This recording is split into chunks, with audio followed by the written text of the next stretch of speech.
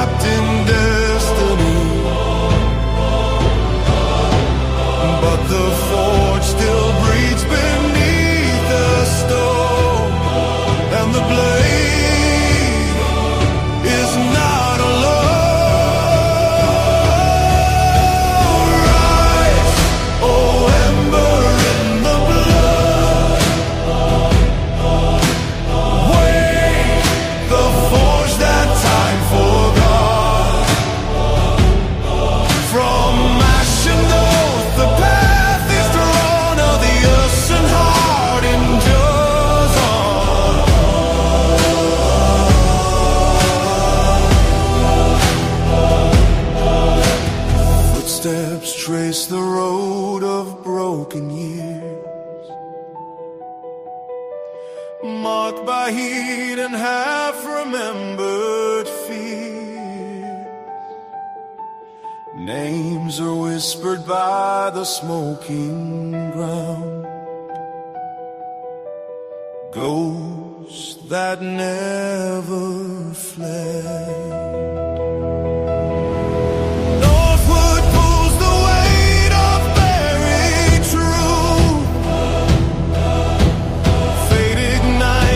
Silence once took root. What was lost now sharpens into proof. Fire answers fire. The tyrant's brand still scars the land, but spirit answers spirit's hand. From Eldorhaven to the forge defies the hand of death. Rise, oh ember in the blood, hair of fang and ancient gold. Let the forge remember truth and cast the fire north.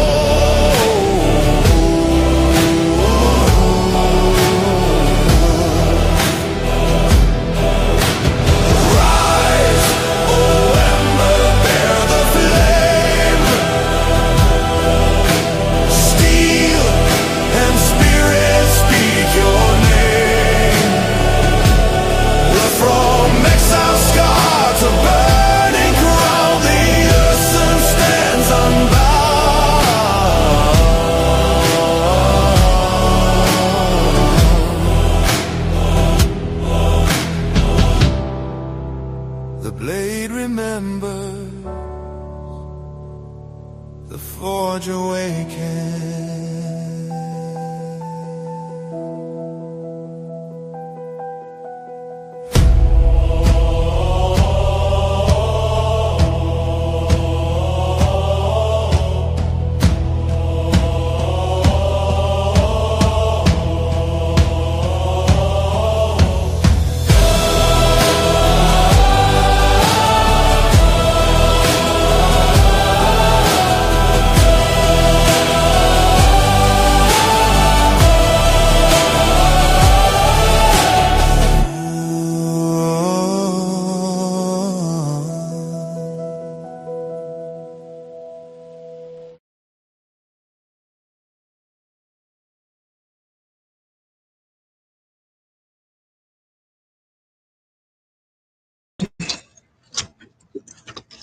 Better unmute me while I'm at it. There we go. All right. Well, hey, everybody. All you role players, all you gamers, all you geeks, and your freaks, and everybody in between, welcome back to Deacon's Table. It's been a while. Hopefully, everybody had a great holidays. We've kind of been laying low ourselves. Well, not really. We've been actively in our Discord role-playing up a storm and gearing up for 2026 and all that it may entail when it comes to being creative and geeky and all that other fun stuff. So tonight we are wrapping up chapter 3 in our adventures for Kassenthor's backstory. As the first 2 chapters were done in our Discord community as play-by-post Discord sessions, and this is a one-shot tailored specifically to the character to kind of bring about a little bit of a full circle situation and kind of go from there and see where we're at. So hopefully everybody enjoys, and I'm going to go across the bottom of the screen here, and everybody can introduce themselves, and then we'll get started after that. So we'll start off with the right below me is Serena. Serena, who are you and who are you playing? Hi, I'm Lorelai, and I'm going to be playing Serena, our paladin, our Selkie paladin tonight. Okay, excellent. And Kassenthor. Hi, I'm yeah, Dave. That's you, the main guy, main character. That's just me. I'm Dave. I'm playing Kassenthor, the big level poo Thor bear. Just happy to be back and happy to play with everyone. Excellent. And of course, Kari. Kari, who are you and who are you playing? Hi, everybody. I'm Lindsay, and I'm going to be playing Cowrie, aka Red, who is our rogue foxfolk. Okay, excellent.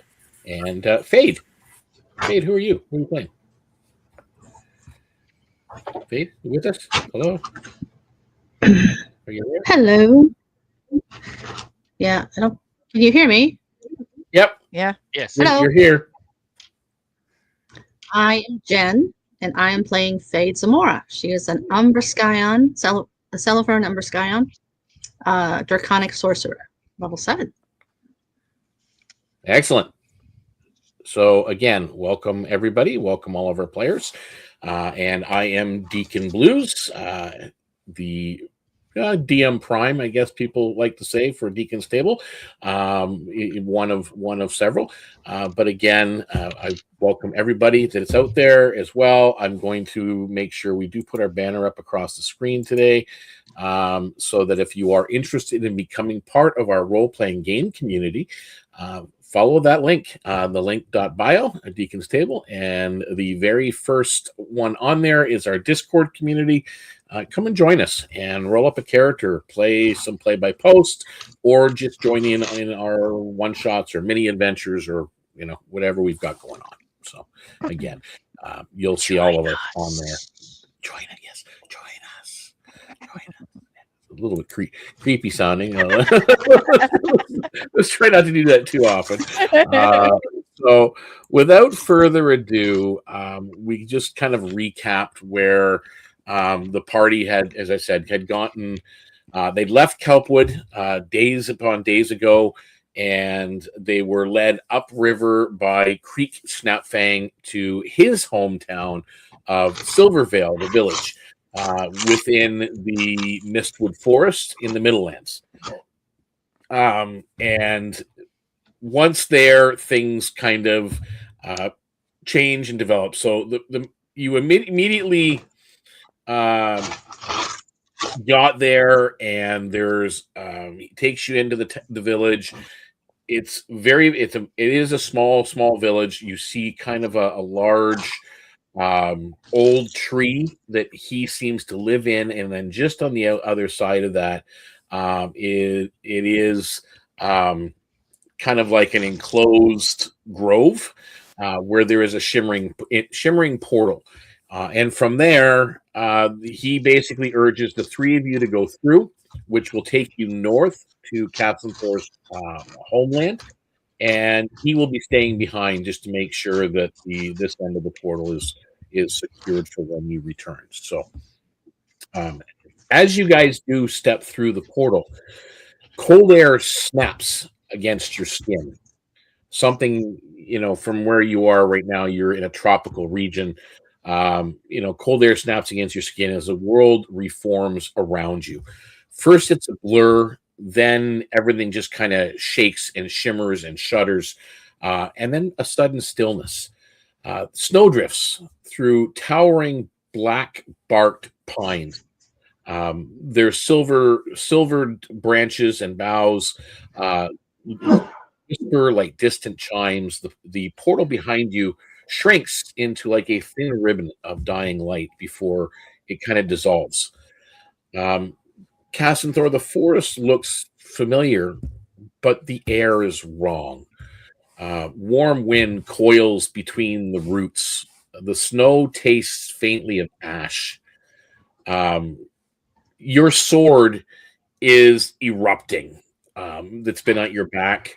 Well, you've had it in your hand, you've had it on your back, and you've been using it a lot more often, your heirloom sword. It is erupted with an amber light, an inner fire flaring brighter than ever. This pulse echoes through this frost land in rhythmic waves, like the land itself is answering it. Ahead, you see a narrow trail that leads deeper into the forest. Wisps of heat shimmer above the snow. Something heavy passed through here recently. What are you guys doing?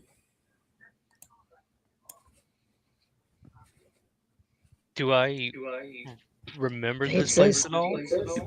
Kassenthor, do you recognize where we are? Yeah.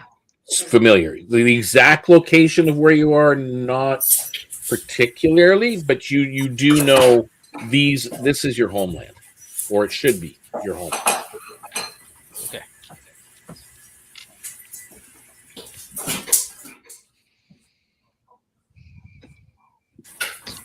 Like, this is normally like a frost-covered, snow-covered area.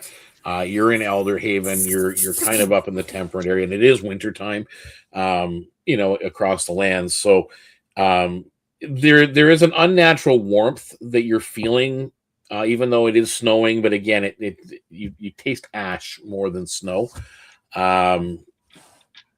Your sword is definitely reacting violently. As I said, what are you guys intending to do? As I said, there's a trail ahead. There's this ash and snow falling from the sky. I don't remember the area very well, guys, but this doesn't seem right. And he's gonna cast his just walking forward. Okay. Are we going to smell the ash in the air? Oh, sorry. Do we smell the ash in the air too? The others, other than just Cass? Yeah, everybody notices it.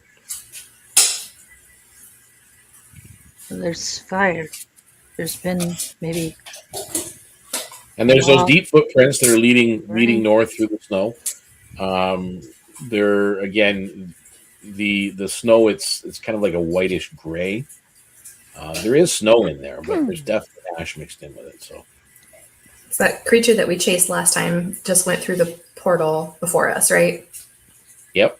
Yeah. So is the portal where it is now what we need to get back to? Like, when we are ready to go home? Like, do we need to remember exactly where we are in order to get back home? Yeah, you mean, as long as you guys don't veer off on any weird directions, it'll be easy enough to find. Exactly.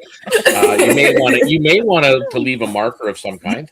Like some kind of flag or some kind of marker, just so we remember which way to go home. Yep. All right, so what are you leaving behind? Oh gosh. Does anybody have any extra rags or? I have a bunch of talismans that I've collected over the whole time I've been, and every so often I'll just put one on a tree or in an area that hopefully we'll see when we come back. Does anybody have water on them? I think so. Sure. If we use Cass's talisman, and he tells you which one it is, if I have water, I can use an ability to find the item to ensure we will find our way back. Mm. Well, of course, my water skin would be full. I would think everybody's would. Yeah, I think we all have it from when we departed. Mhm. So yeah, if we could put something up and mark Hearing it. Savannah say she can do this, I would say yes, do. Absolutely.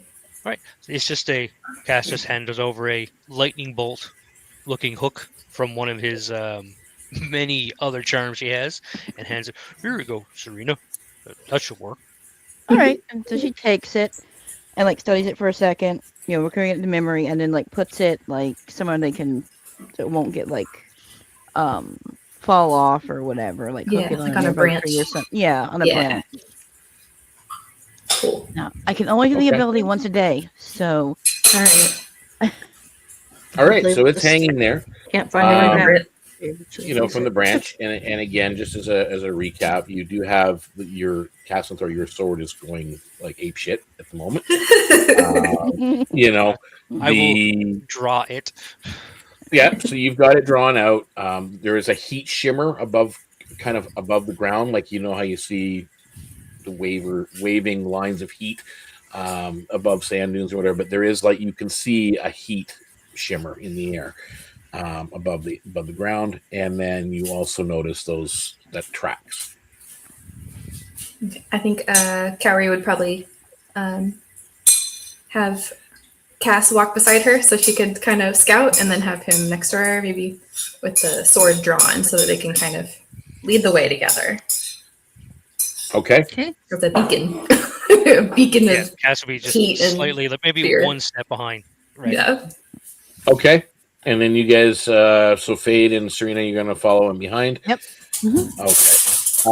So Cass, as you're heading forward with the sword in your hand, roll me either an insight or a religion check and let me know which one you're rolling. Insight. 17. As you've got the sword in your hand, it's curious to you. Like you've never, this is all new to you with the way it's reacting and everything else. The sword is stirring almost with memories, fear, determination, and recognition of where you are. The pulse is almost in sync with the wind that's around you as you're moving forward.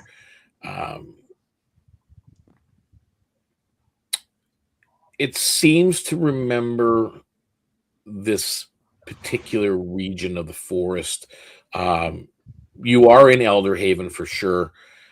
This is the southern, now that you're walking forward, it is the southern tip of the Emberfall forest.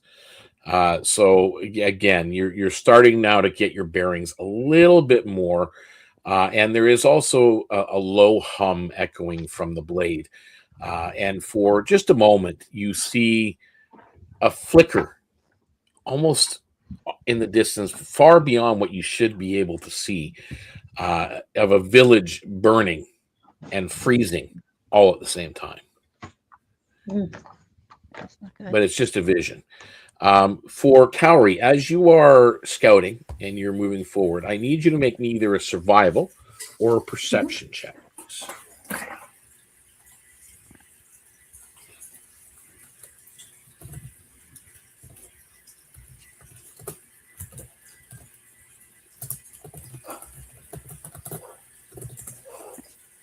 Perception 11. Okay. 11. The trail splits ahead, and there's a path that kind of goes in both directions, or at least it looks like a path goes in both directions. They're both starting to be indented in snow, so you're not sure which one's fresh, which one's old. Well, Cass, do you think maybe your sword can tell us which way we need to go out of these two directions? I don't know. Maybe. One, did the kind of little small vision I have have a specific direction, or was it just like right in front of my eyes? It was like in front of you. Okay. Yeah. All right. I just pull my sword out and just hold it up and point. Use it like a divining rod. Okay. You kind of give it up for letting your sword lead or kind of steer you in the right direction. And as you guys continue forward, the deeper you walk into Eldorhaven, the more the land seems to be resisting with what's happening here. Towering pines sway in uneasy silence, their silver-tipped branches reflecting a warm wind that should not exist in this particular temperature or in this climate. Eventually, as you continue the walk forward, the forest breaks and a clearing opens. Not a natural one. Snow has melted in broad, unnatural circles. Patches of earth has hardened into glassy plates. Several trees lie fallen, not cut, but burst apart from intense internal heat. The scent of burnt pine lingers above the frost. Kassenthor, your sword is trembling. The glow sharpens to a spear of ember fire. This land remembers balance, but something foreign has taken root. 3 disturbances catch your attention. A smoldering fire ward carved with precise glyph work, too refined to belong to any locals. And you would know, Kassenthor. A melted patch of snow around a twisted iron spike is humming faintly with some kind of energy. And there are tracks from a small Emberbrand patrol heading towards the direction that you think Emberfall lies in. Disciplined, but seemingly urgent. Out of place in a land like this, at least that you remember. This was a very laid-back, peaceful, harmonious land. But this is very urgent and rushed heading in that direction. So these are the three main things that kind of stand out to you as you've kind of entered into this clearing. So what are you guys doing? This place shouldn't look like this.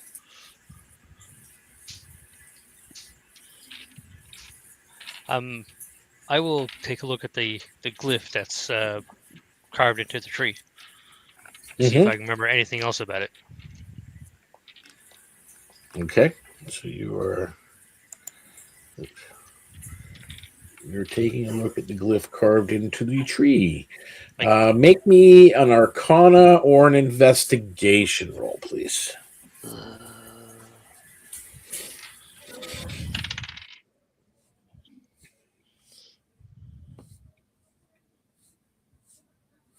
Said investigation or not a natural, but a 1. Oh dear. Oh boy. Okay. Investigation. Yeah. You're there and you're kind of looking at it and you're examining it and you're trying to figure it out, and all of a sudden it flashes with this bright orange light. You will take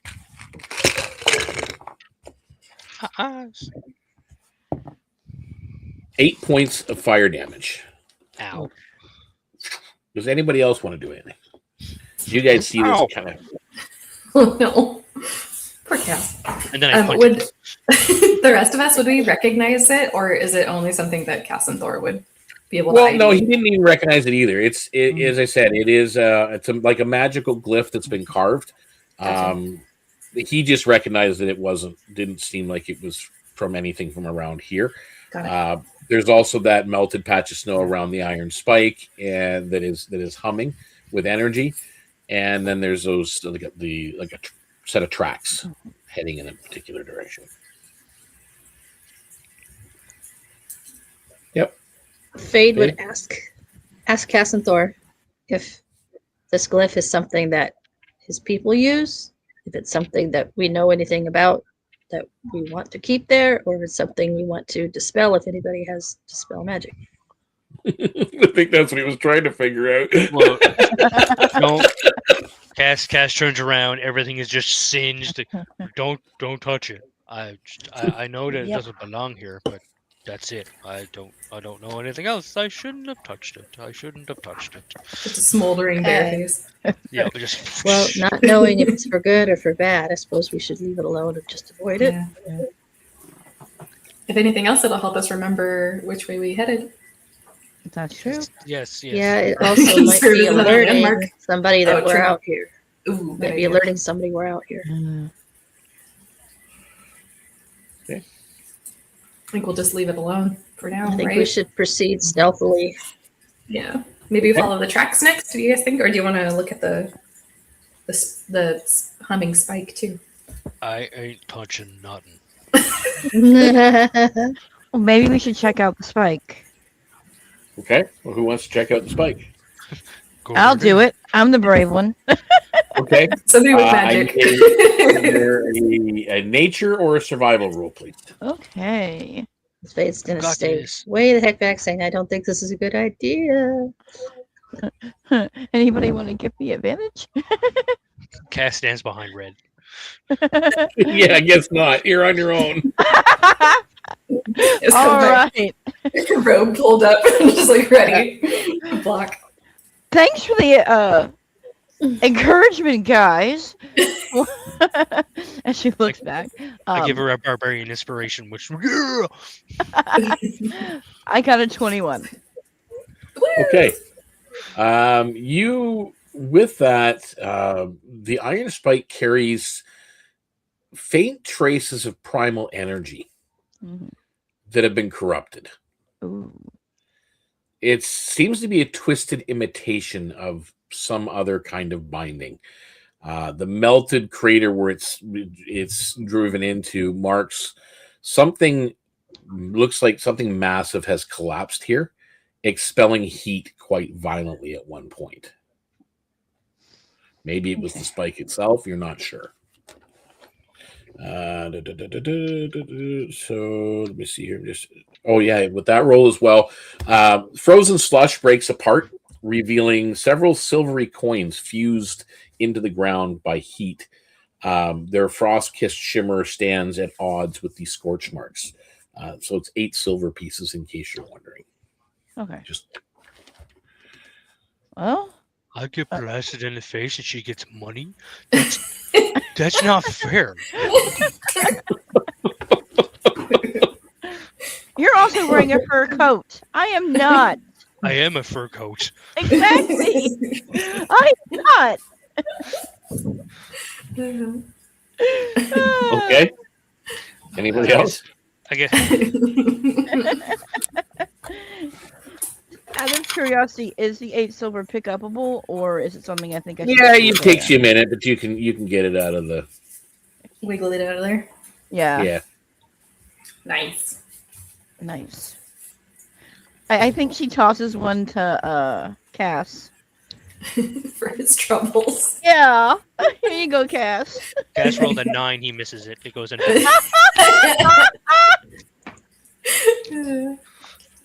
Okay, so you guys are going to continue to follow the tracks, I take it? Yeah. Yeah. I'm in a So- stealth. This way. And you're being stealthy. So you guys can all roll me stealth checks. Oh boy. Ooh.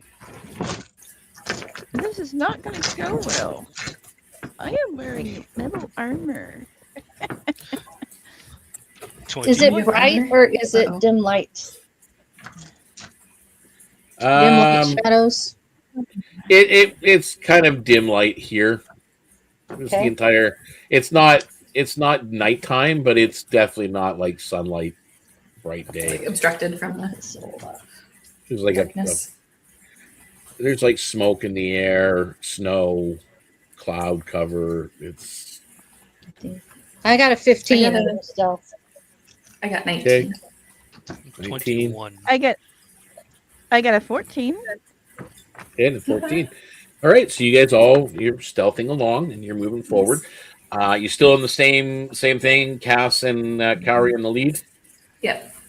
Okay, so Kauri, I'm going to have you make me a insight check, and I'm going to have Kassenthor make me a perception check, please.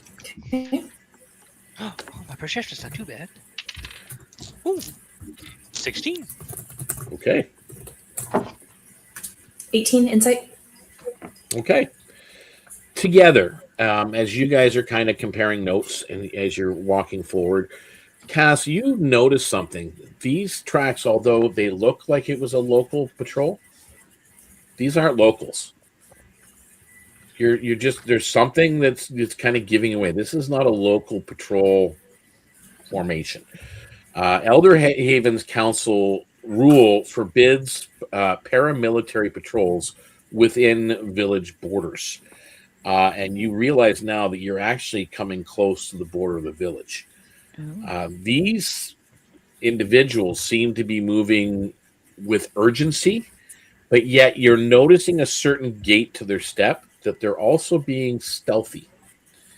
And one of them, their prints are deeper in the snow. So they're heavier. Bigger. Who else? What did you? Okay, and you rolled out, and then you rolled out. So neither one of you rolled. Okay, never Bigger, mind. bulkier.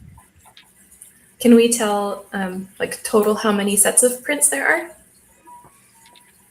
are? Well, there looks like there's at least 3 of them. At least. Might be actually 4 or 5, but If I take a look at my surroundings, could I maybe figure out what village we're coming up on?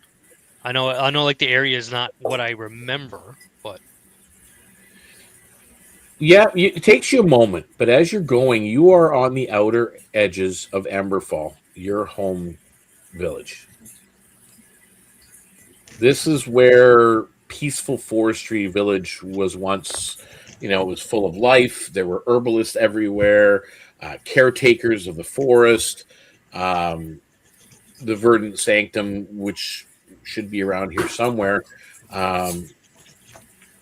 Everything is unnaturally quiet at the moment. And as you continue forward,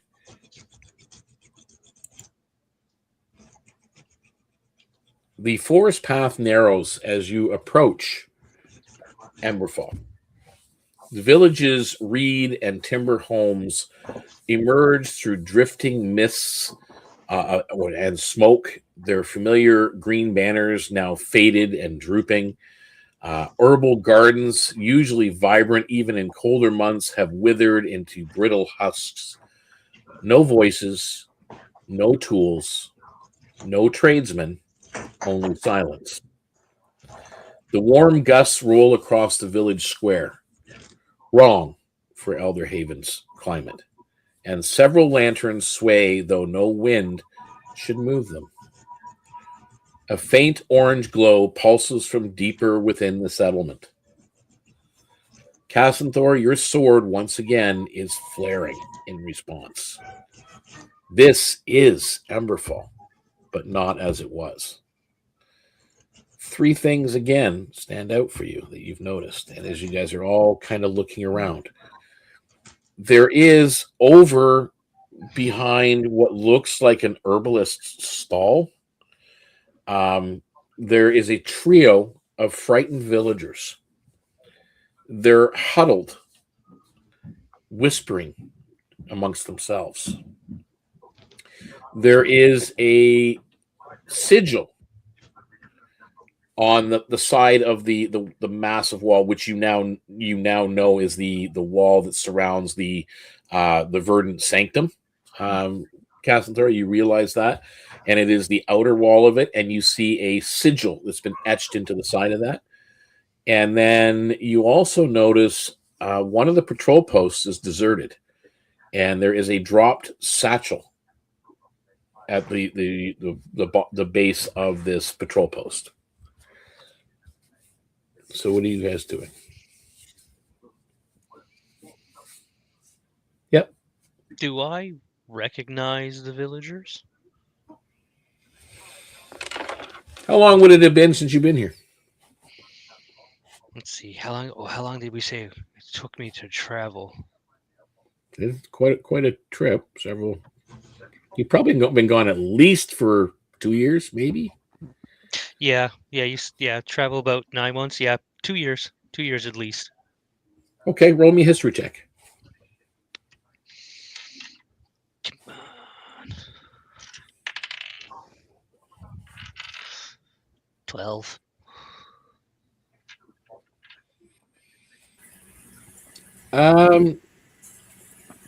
They kind of look like you may have seen them before, but not personally familiar.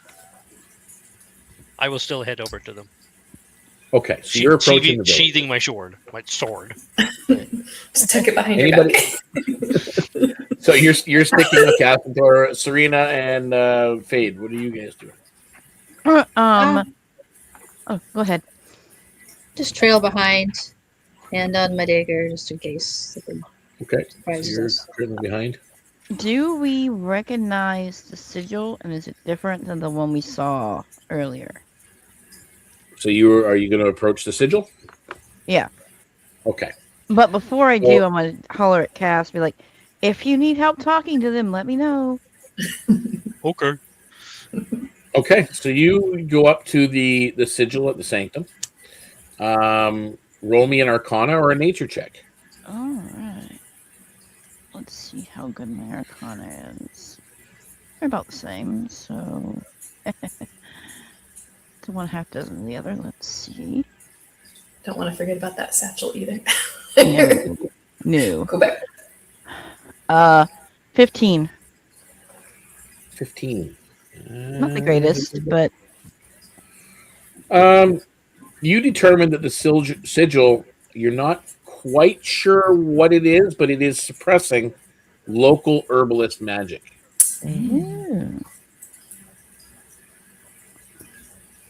Kara, you gonna snatch up that satchel? Yeah, I'll go grab it. Is it close to You're where gonna go we are, grab or is that in a different direction? It's close enough. You can grab it. Okay. As you approach the deserted patrol post, make me an investigation roll. Let's roll dice. 14. 14. Okay. As you approach, you see the satchel. You notice the patrol post, and it's obvious that it was abandoned quickly. The satchel contains kind of a rough map of the area. You kind of see like the town drawn on this map, and a like ... pathway ... and so on. Very primitive map with a marked entrance leading below the village. It looks like a kind of like a cave. A broken chain, or piece of chain link, lies among the scattered tools. You also find 10 gold pieces scattered amongst the snow and the tools as well. It just seems like they were dropped in haste. Kassenthor, You could come you up have- behind Kaori and look for like footprints and stuff and see if she can tell how many people have passed through there. And I'll grab what I can and put it back in the satchel. And I'll head over to Cass. Yep. Well, I'll finish off then, I guess, with Fade. You get over there, you really don't. I mean, there's been a lot of activity around here. You really can't make out a number of people that have been through here. This is part of the village itself. Obviously, the people that were in this particular post have left it, but others have been passing by and so on. Whether or not it was bad guys or the good guys, you're not 100% sure. Kassenthor, make me insight.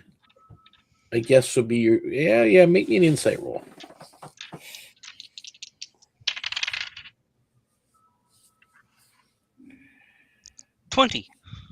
Dirty 20. Nice. As you approach, the villagers flinch at first, Oh, no. especially with the glowing sword that you're holding. Although once they take a look at you and then the sword again, their fear seems to soften. There is a young herbalist that kind of leans forward a little bit. He came weeks ago. The burning one says he needed roots and blood and spirit fire. Took some of us below the village. From what you know, Kassenthor, you remember the one they refer to as the burning one.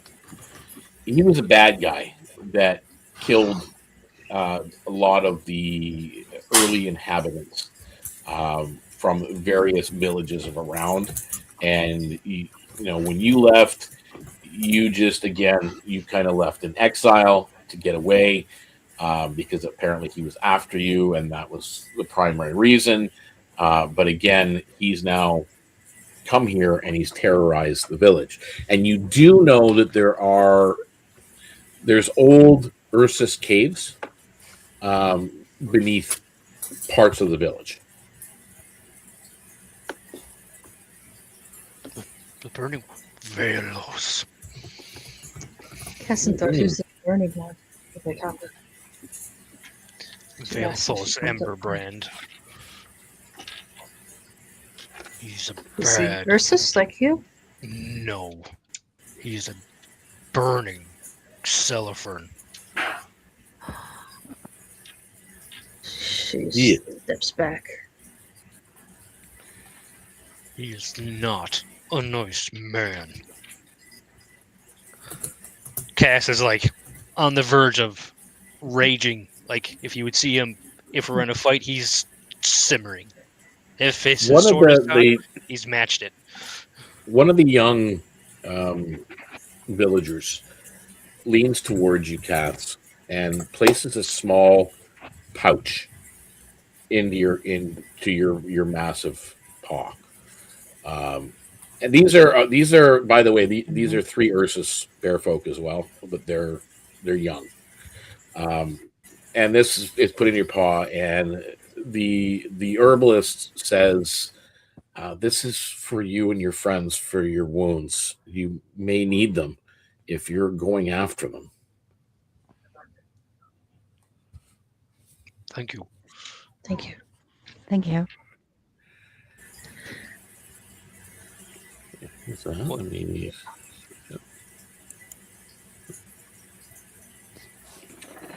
So, at that, before we get to this, what are you guys doing at this point? You're moving towards the entrance?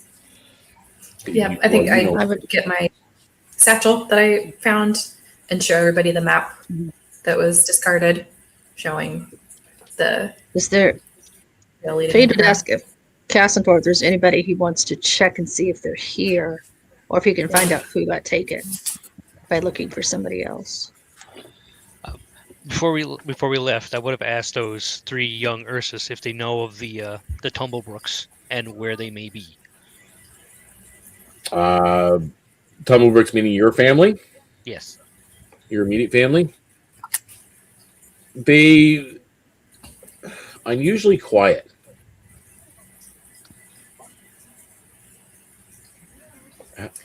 Yeah. How long has it been?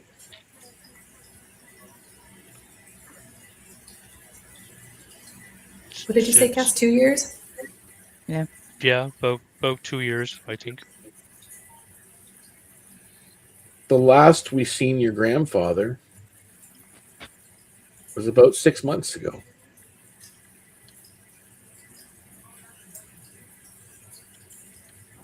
And then they kind of look at you again. You're Kassenthor. Yep. Your mother and father were killed by the burning one.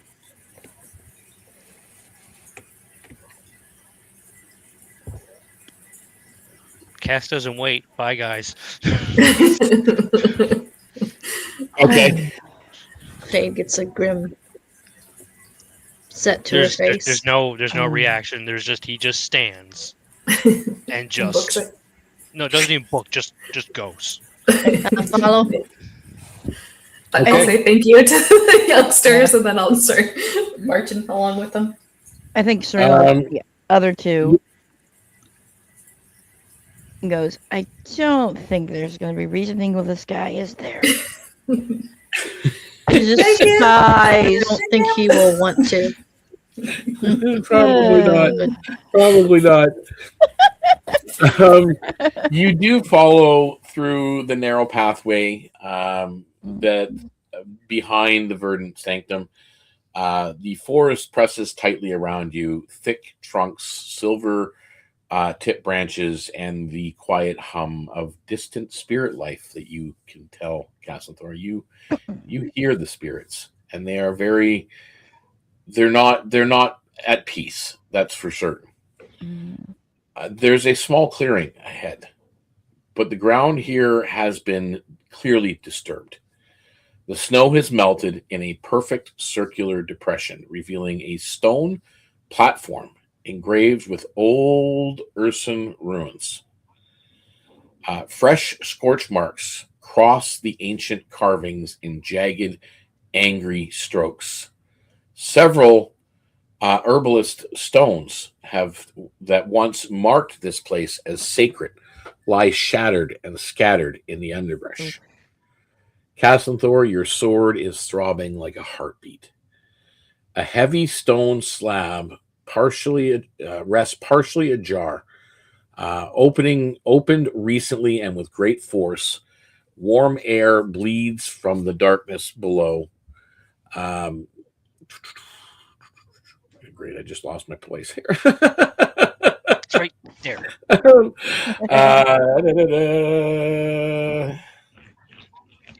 Oh, there we are. Nope, just lost it again. Where is it? There, never mind. I gotta scroll down. Hang on 1 second, guys. Wow.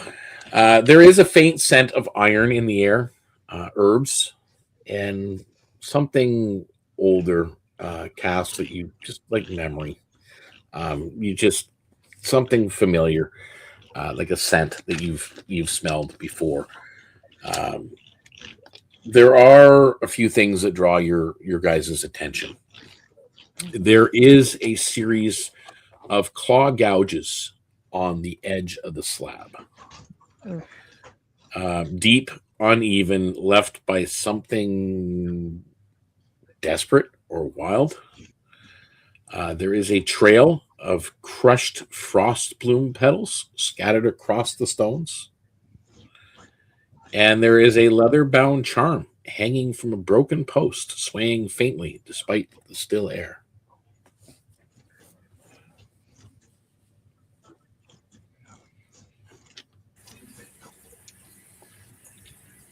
What are you guys doing?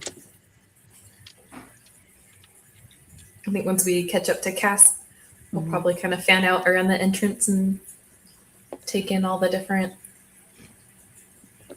sigils and markings and stuff, trying to see if we can make heads or tails of any of it. Does this look like a ritual was disturbed or something? It screams magic, but I'm not quite sure what. Yeah, it looks all very intentional. Mm-hmm. Yeah, it does. The only thing that there's a few things that look magical in nature. I mean, the charm that's hanging from the post, obviously, you're not sure about.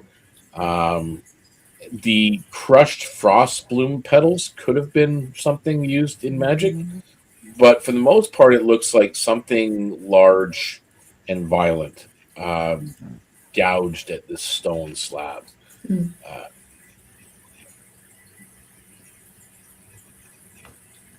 Well, Cass, what do we do? Yeah, What do you want Cass, to I look think. at first? Take a look at the charm.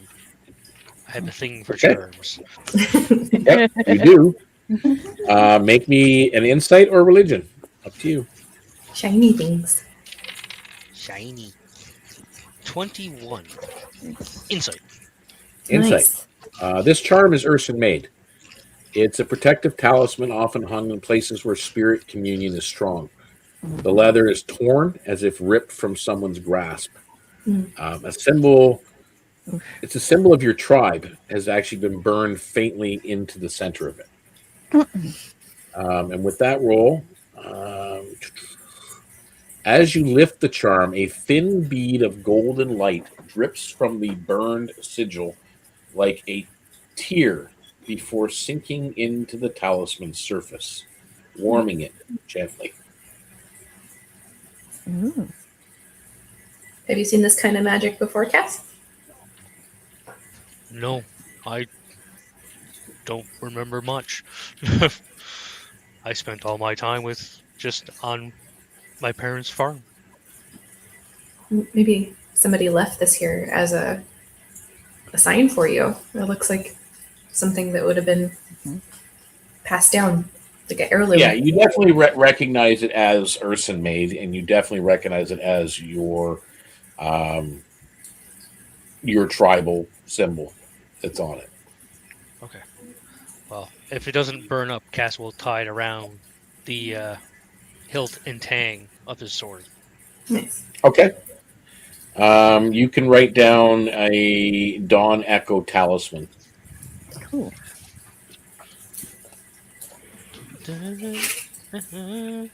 Okay. Anybody else want to look at something while he's messing I with the kind of charm? am interested in the pattern. You said it's just a circle, or is there any kind of anything worth investigating in the pattern that's in the snow? Not really, of other than the fact that it was like Ursan, you can recognize his writing, ruins around it. But again, the only thing that stands out is the claw marks and those Got it. petals that just seem out of place. Got it. Now, are the petals put down in a specific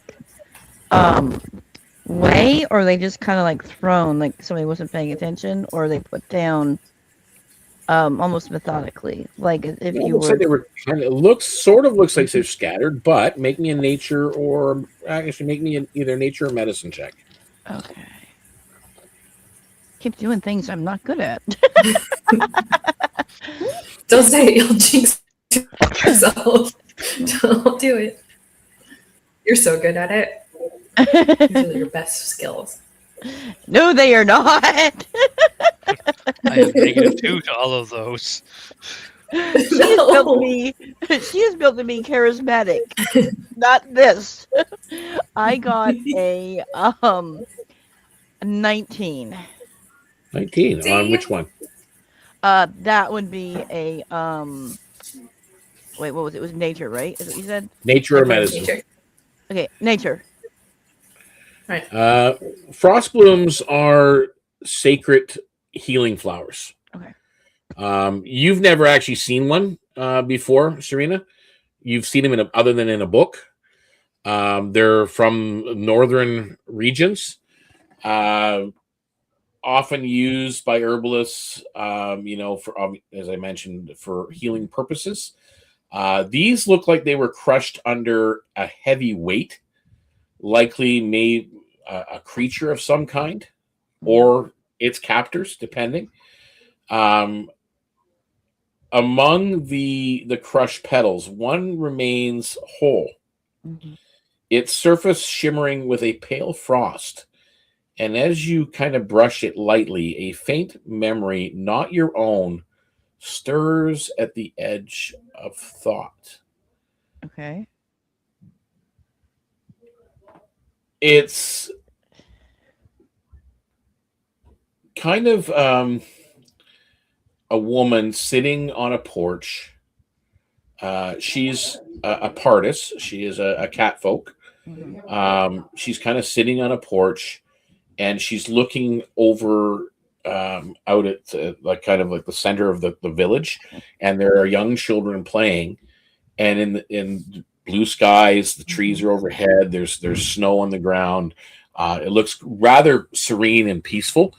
But then this memory in the distance, you see smoke rising in the distance and black dressed figures coming through the snow towards the village.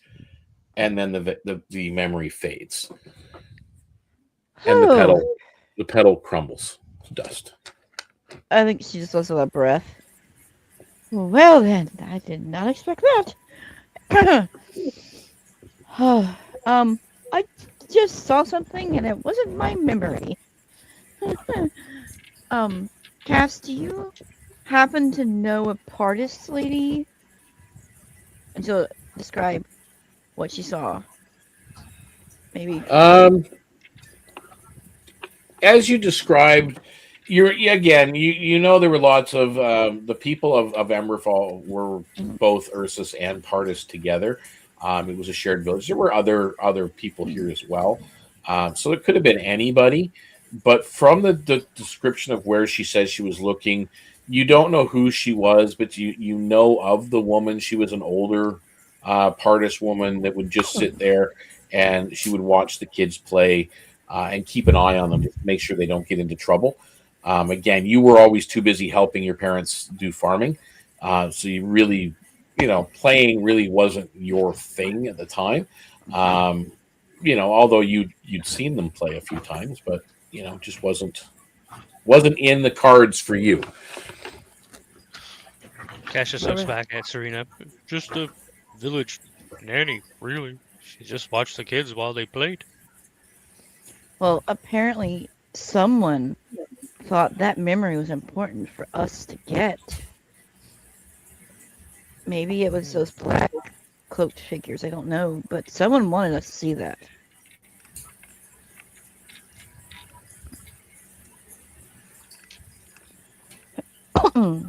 And none of the other petals are salvageable.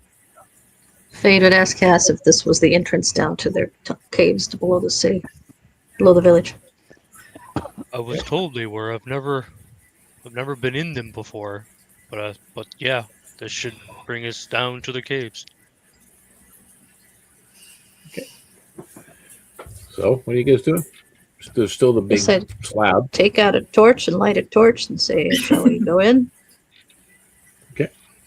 Yeah, I think we're all kind of still charged up after hearing that Cass's parents are potentially dead. So I think we're all kind of raring to go into the dark hole together.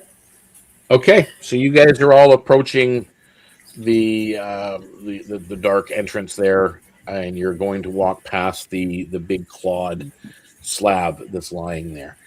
And as is it you bigger do, than my claws? How big?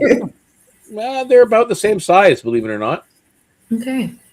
Let me just pull this one up here. Where is it? Where is it?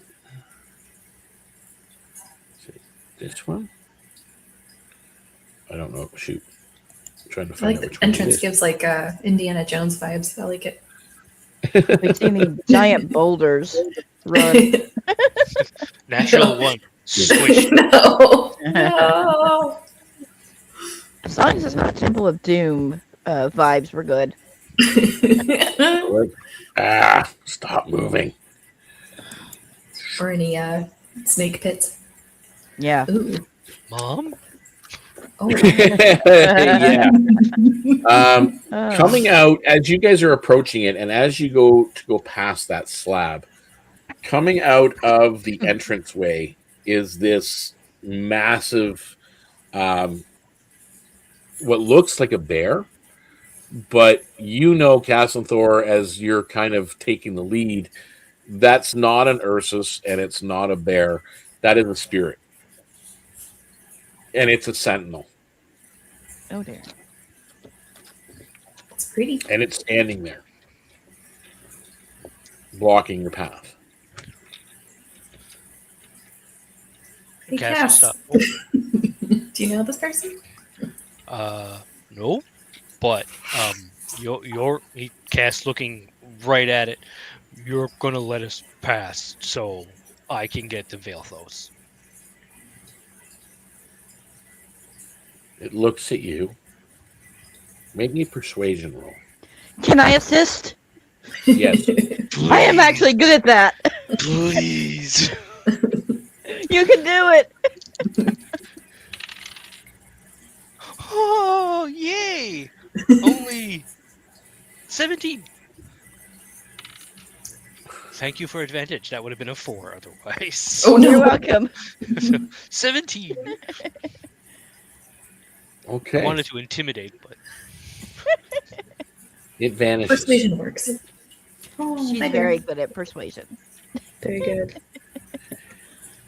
Oh, look at the baby. As you enter, it vanishes away, and you enter in with the torches. The upper passages of the Ursan catacombs beneath Emberfall. The stone corridors carry the scent of earth, crushed herbs, and distant heat. These tunnels used to serve as old workshops for druids and the elders, and sanctuaries and gathering chambers for your people that were from the village. Um, there is stone stairs that descend sharply, the warmth from above giving way to cool ancient air below. Faint blue ruins shimmer along the walls, Ursan markings, old but still alive with ancestral resonance. Moments later, the passage opens into this broad chamber, supported by thick stone columns. Old fire pits sit cold and unused. Tools lie scattered across the floor, chisels, carving needles, broken shards of ceremonial masks. Movement catches your eye. 3 figures. Ursus, all of them, ragged but alive.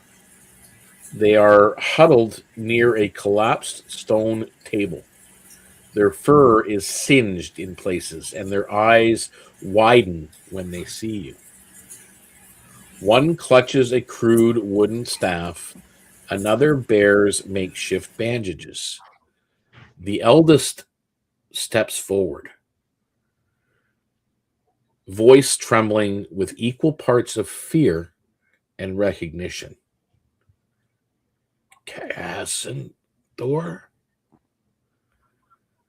The name seems to echo through this chamber like a memory awakened. You don't recognize the elder.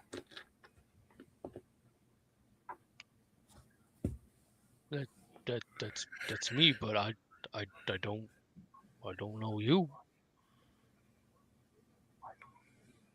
As you're kind of there, they're keeping their distance. Make me a persuasion roll, Kassenthor. You need me to assist again? No. Nice. 18. Nice. I love my new die.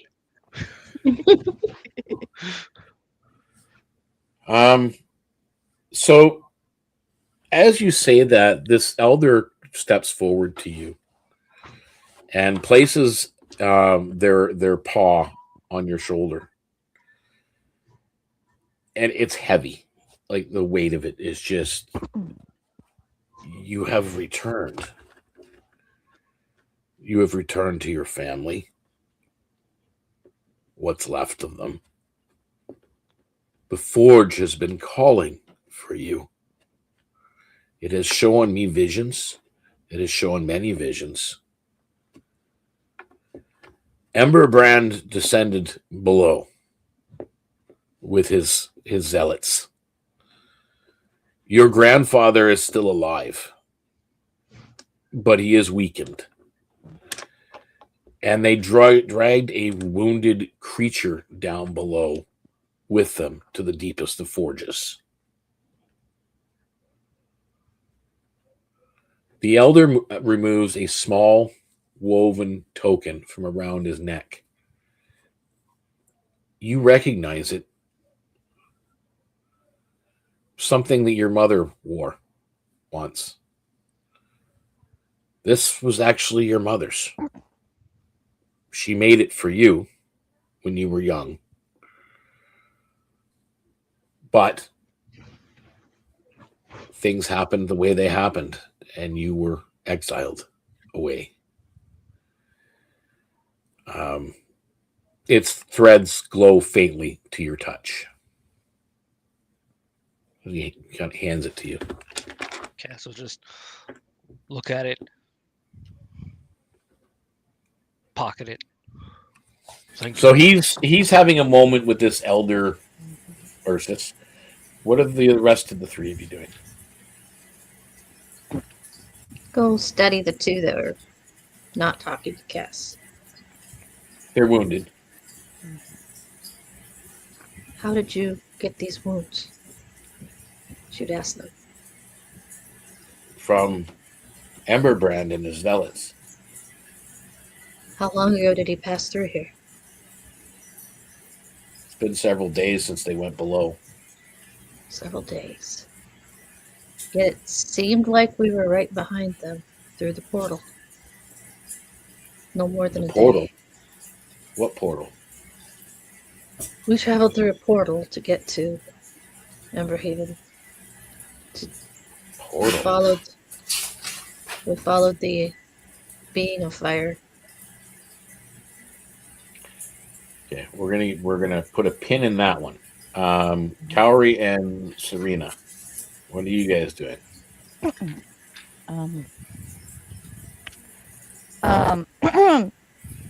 Serena will walk over, very, trying not to be threatening. I mean, a human-looking girl is not threatening the bear folk at all, but she's still trying to be respectful and very polite. Would you like some healing? Their eyes, like, they start to well up with tears, and they just kind of nod, yes. So she will attempt to do some healing. Okay. For, Doesn't take much to heal them up a little bit. So, Okay. Fade, as you're talking about this portal that you came through, the elder stops looking and talking with Kassenthor for a moment and looks back at you, and then looks at Kassenthor again. You came through a portal. Yeah, it's a door. South of here? Yes. That may be the old Ether Bloom portal. It hasn't been active for centuries. That may have been our fault. You hear from Serena. Yeah, kind of opened. Yeah, we followed the injured creature through it. Mm-hmm. The We came root in right warden after it. opened the portal, says Faith. Whose portal was it? I thought the root warden opened it. The old guy. He just, if a bear's fur could turn white as a ghost. Did you say root warden? The root warden. Yes, the root They've warden. been extinct for hundreds of years as well. They walk again. One. One is returned. One. When get Emberbrand and then take me back with you. I must meet this root warden. You must eat this root warden. Oops. Poor creek. Oh, I'm supposed to eat people. That's what I was taught wrong. Oops. I got that wrong. Yes, we've been helping Get him. Emberbrand and your grandfather and then take me to meet this creek. Right, we'll do that. We've been helping him to fix and right some things that have gone wrong in the Yeah, last. Creek's like my best friend, along with these guys. Mm-hmm. Do these guys that are here, do they need help getting out, or do they want to stay here? It looks like they could probably clearly leave, but they were beaten up. They were pretty Yeah. badly. Taking shelter. They wouldn't get very far. Gotcha.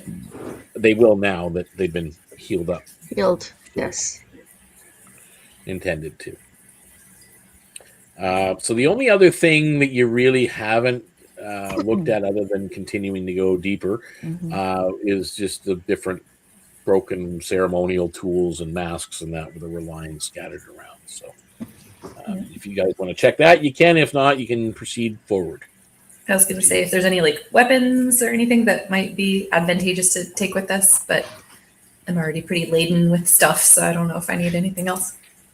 Yeah, it doesn't look like there's any weapons. Like they just look like tools of different types, like walking sticks and Gotcha. other types of things, and tongs and a hammer and Yeah. Like this place seems to be leading down to forges, but Mhm. from what you understand, and even castles are, that the deepest levels were the ancient forges of your people. So as that's what lies below.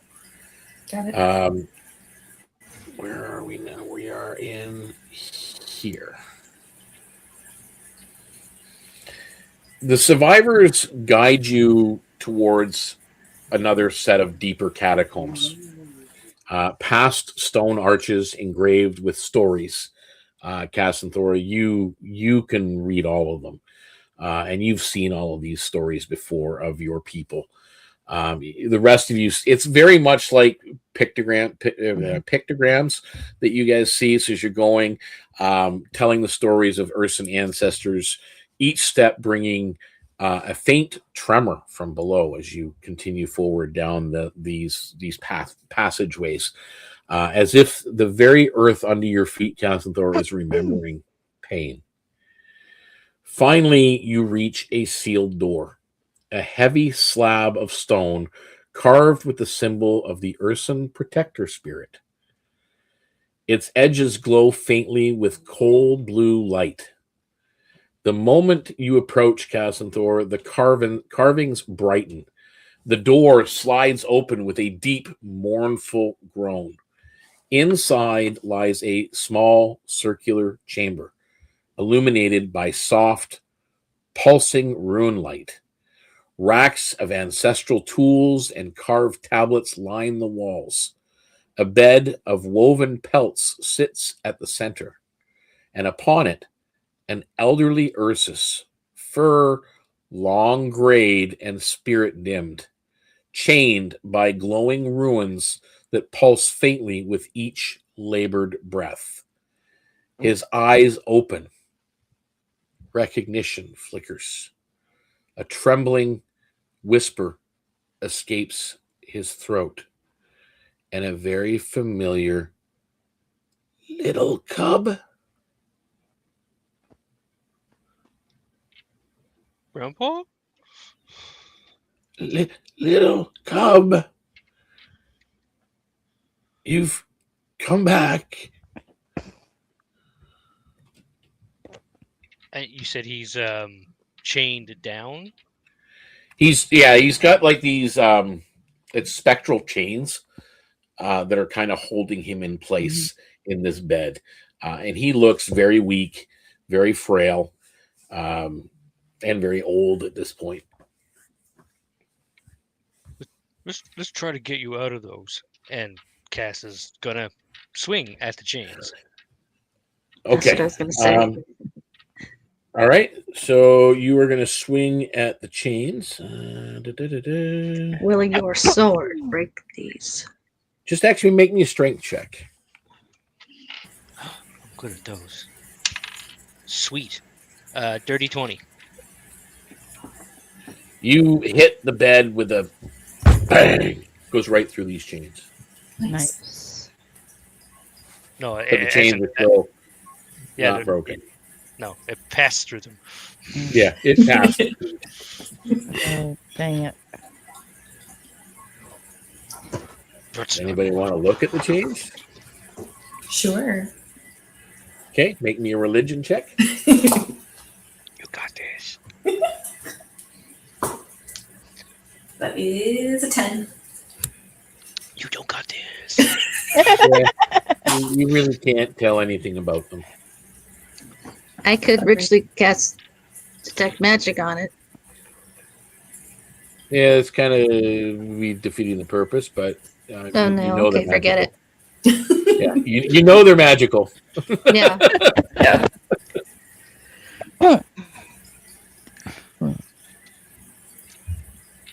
Anybody know how to move magic chains? You can, however, make me an Arcana roll, Fade. All right. Because again, these are spectral, but you can see ruins in the air, like moving around the chains and forming the links.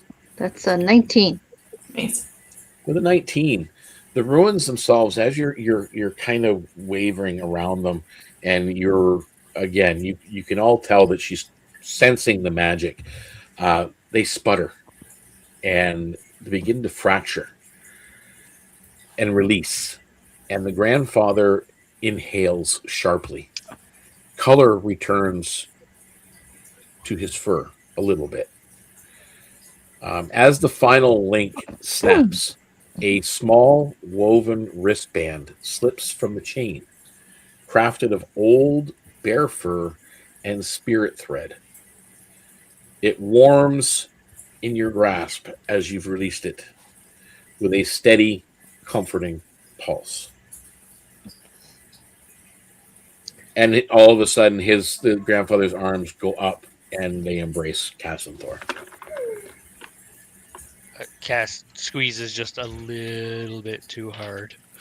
Probably. And he kind of groans. He groans a little bit. Like, How did you come to be held here? Who did this to you? What magic did they use to do that?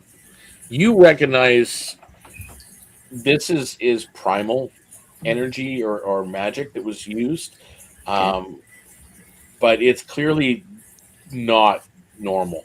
And he just kind of looks and says, Emberbrand corrupted the magic. That's what I thought. How long have you been down here? Oh, I've been down here longer than they took me down here and then they left and then they came back and I've been here for probably 6 months. Wow. Well, we'll get you out now. Mm-hmm. We're here. What about the rest of the village? Well, Not great. we saw 3 youngsters that Cass talked to, and then we headed straight down here. And then Serena healed a couple of the people in the outer cave. You can. So 5 or 6. That's all we've seen. We didn't look through the rest of the village. We did see a sigil that wasn't good. Came straight down here. Your grandfather looks at you, Kassenthor, and the forge has been calling for you. And it's been calling for that. And he points to your sword. And you know that sword came from your grandfather. I need to get to the village. You need to get to Emberbrand.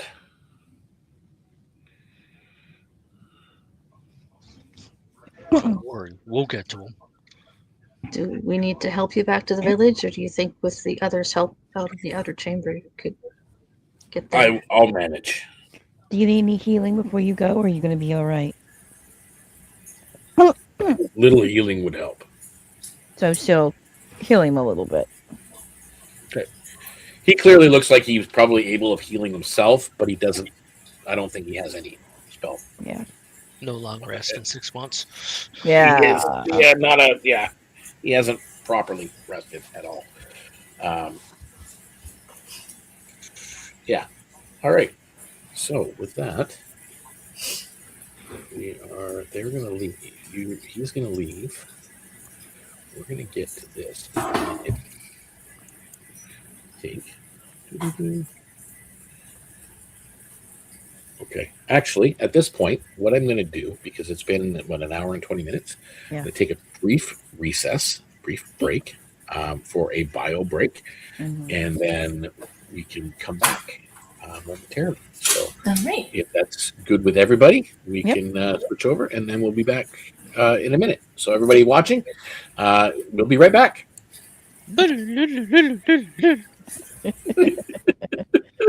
Oh.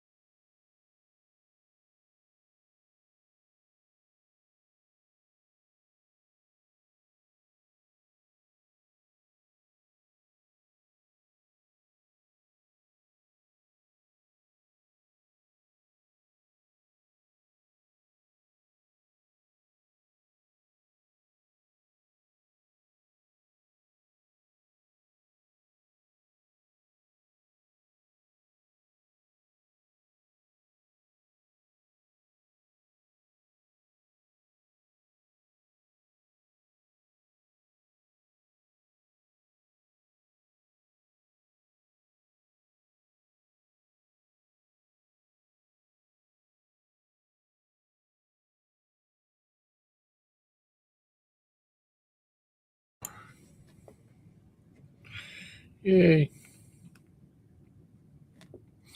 Sorry, guys. There's a little took a little ill there for a minute. Whew. Fun. Wow. That is good.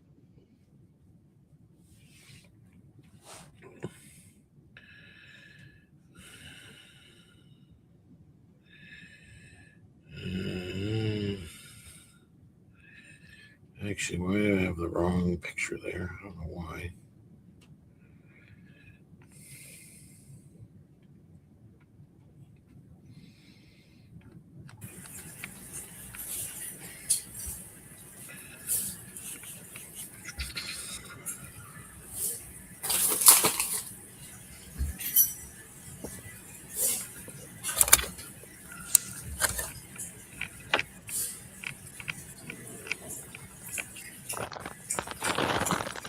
Yeah, that is the wrong picture. Okay.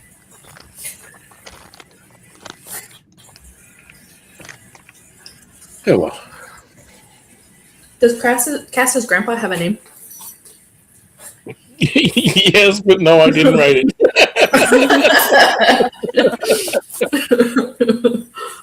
What? It's just Grandpa. Like, what other names? Just Grandpa. Exactly. It's Grandpa Cass. It's Cass's grandpa. That's his name. Cass's grandpa. Grampy. Grampy. Nothing wrong with that. Like, if I ever I have usually leave grandkids, all it'll be members. my name will change to their grandpa. I'm sure Cass can come up with a name for his grandpa Sure. at some point. Yeah. Ready? 3, 2, 1, go. Kassenthor.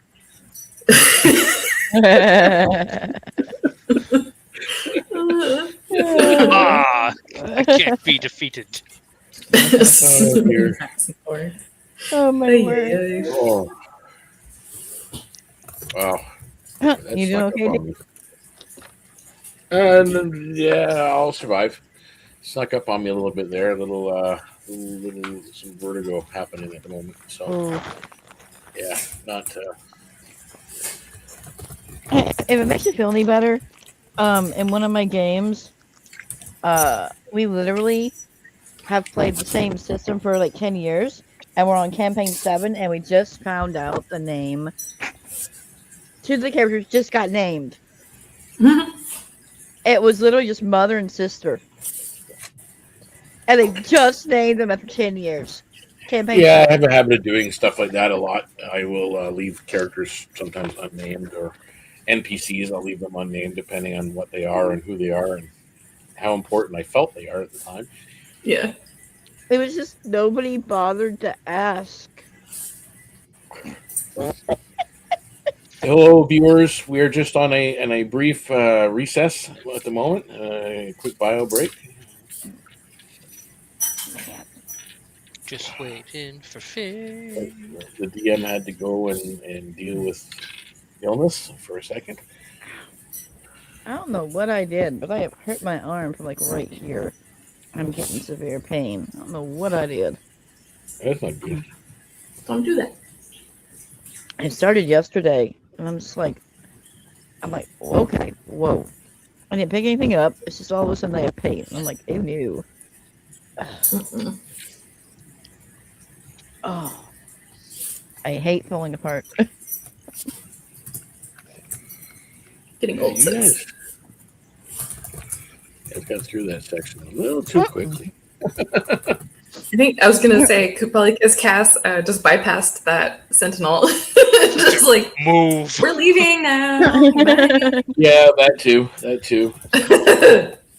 I mean, I didn't step up the difficulty level, which I figured there's 4 of you. It should be okay. So I keep forgetting though we got some 7th level characters amongst you. So Yeah. Serena's 6, so Serena's 6, Cass is 7, Fade's 7, Kari's 4. I think 5. almost 5 maybe. Well, I don't remember now. Whatever's in my name. 4. I love her doing all these checks, but I literally didn't do a single check she was proficient in, except for persuasion, and I did help him with that. She's Thank not. you, because that would have been bad. You're welcome. No, she is literally built to be charisma, persuasion. That is literally what she's built for. I am not built for those things. Charisma's like -1, intelligence is like -2. Oh no! I can read pictures. Damn. Her just maxed.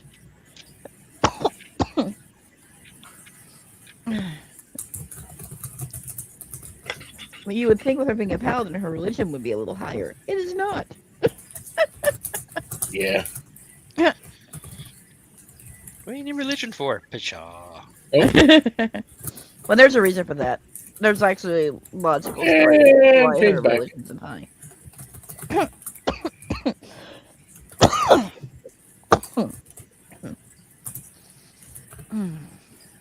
Coffee. I could have used the coffee for that. I need to buy Probably coffee. not a good I'm idea. out of coffee. Yeah. Probably not a good idea at this time of night for me. All right. I So still getting back. actually. Just a minute. Just a minute. Be right back. Beep boop.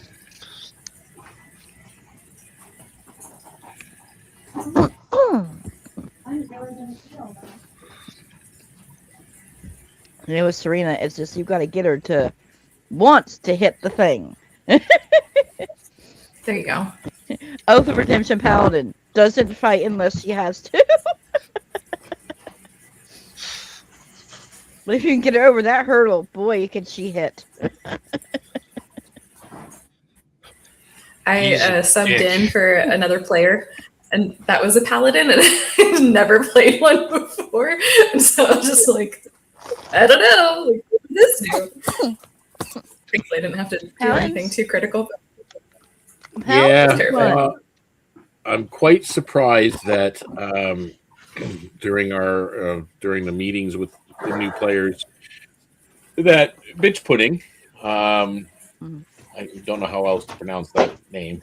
It's just Butch, seems like maybe? bitch Maybe pudding. Butch pudding? But she's brand Sorry. new to D&D, never played before, and she was going to play like a rogue, something a simple rogue or fighter character. But then after going through the pre-gens, she decided to jump in with a level 5 spellcaster. I went, okay, you're going to go jump right in the deep end. I did the same thing. So I it did should the be fun. exact same thing. Yeah. My very first one was cleric. I went from no D&D to cleric. Yeah. Mine was Braver than me. Halfling was a class. I've been Yeah. studying my new player's handbook. Mine was And- mine was a dwarf when a dwarf was a class. Mm. I think the wording of the new player's handbook is much better at teaching you how to play and explaining things to you. Mm-hmm. Yeah, the new one is quite more a little bit. I think it's a little easier for new players for sure. Yeah, for sure. So, all right. So back at it. As he leaves to go back to the village with those that are out in the other room, you guys go back into the tunnel and you descend even further. The tunnel descends into a vast stone hall where two forces wage a quiet war. The cold blue radiance of Ursan ruins flicker against waves of oppressive ember light. Each pulse of heat sends cracks crawling through the stone floor. At the far end of the chamber, a towering arch of carved bear spirits stands half consumed by flame glyphs, embers dripping like molten sap.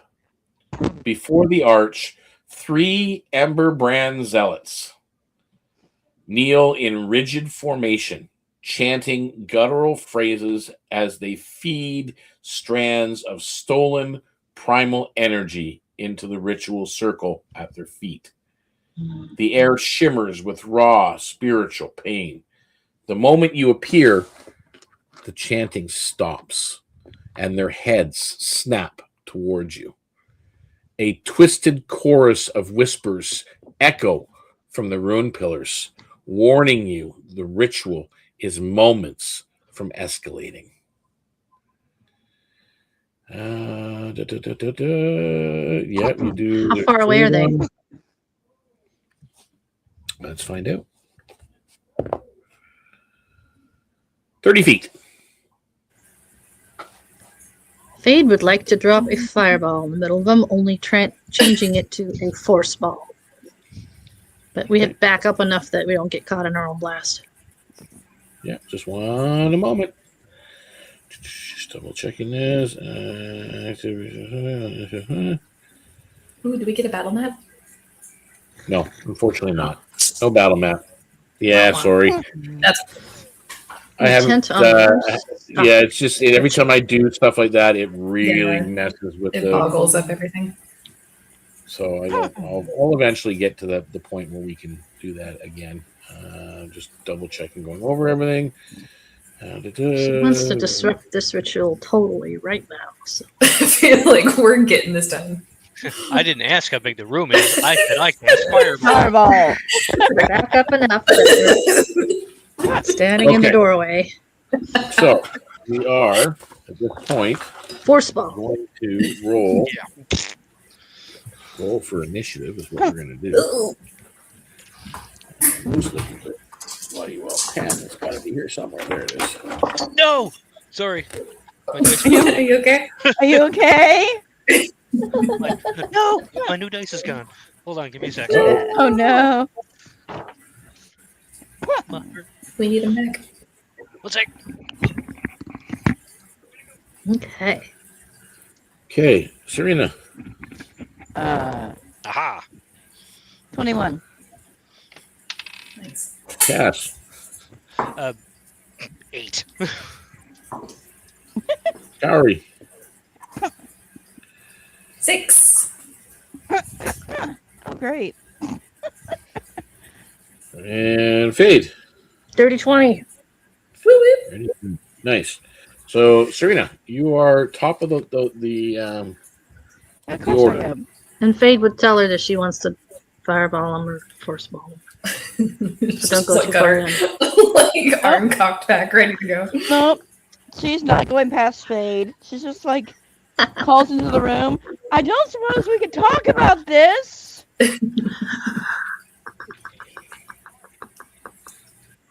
You know, because you know her. She always has to try and reason with them first. Yep, they're okay. You try to reason. Reason with zealots. Okay, so that's what you're trying to do. Fade, you're up.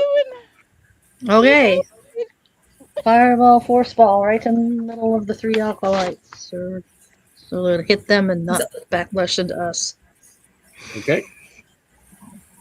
Wherever I need to place it. Okay, so that makes a deck save they have to make. Okay. Redemption Paladins. Gotta love them. I think that's a 16. Dexter. As I activate my innate sorcery as well. Whoa. I So wonder if I remembered to up that after we went up to level 15. What do they It'd be need? a 16. 16. At least. that I'm one checking failed. to make sure that I didn't go up with the last level up. And that one failed for sure. Do I need to roll persuasion or anything, Deacon, or can they not be reasoned with? They can't be reasoned with. I figured. Of course, I go first. The reason with Paladin. Hey, she always has to try at least once. Welcome What? to. I couldn't hear you, smack. These guys kind of look like that. Yeah. Welcome to every fight we did in the live stream. Okay, so that is, I'm looking for my DC. Spell save. DC. Yeah, so 16 with the innate Okay, sorcery. so active. the 2 of them failed, 1 of them succeeded. Okay, I'm going to. I would have said, yeah, I cast that at the regular one. So there we go. I'm just gonna roll in D&D Do 31 was what I rolled. 31. Yep. So then Force half of damage. 15. So Half for the one that succeeded. And Okay. any flammable objects that aren't being water carried will start burning. well, except it was force. Oh, that's right. Force. Sorry. I just said that And too. they're all still standing. They are still what? They're all still alive. Okay. Okay. So that was your turn, and then that brings Yes. us to me. So 2 of them.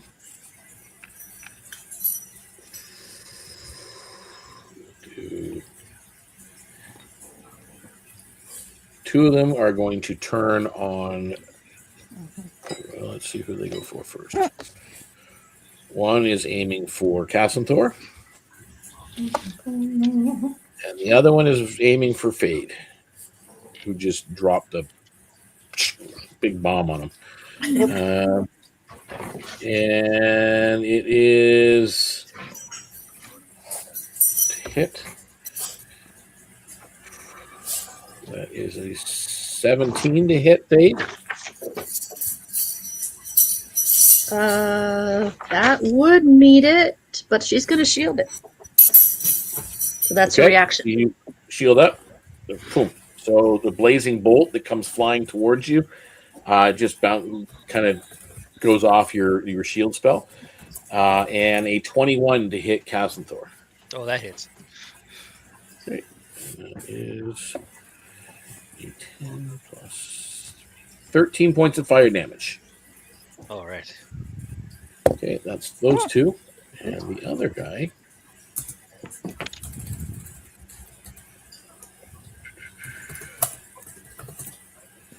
Oh dear. Yeah, I think he's going to do that.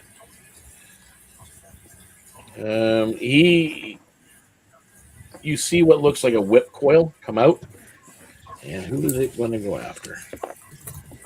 It's going to go after Cowrie. It's a flaming coil of what looks like a piece of like literally a line of flame that comes out towards you as a lash, and it is a plus 22 to hit. No hit. And it is 2d6 plus 3.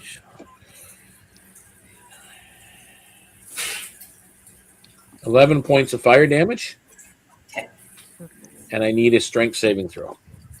Oh, you are within 10 feet of Serena, right? You get to add 5 to your saving throw because of aura of protection. Anybody within 10 feet of Serena gets to add her charisma modifier to your saving throws. Amazing. So that's 18 plus 5. Okay. 23. You are not restrained. Yay. Thank you. Okay, and that is the end of their turn. And that brings us to Cass. Castle, you defy this place no more, and he'll rage. If there's room, I'll become large. If not, I do not. There's room. You can feel the cold emanating from him as he grows in size. Pulls his sword out. Despite the humming heat, there's like an ice coating it as well. And I will take whoever is out of the 3 of them, whoever is the closest. Okay. Right. I will move within 10 feet of them.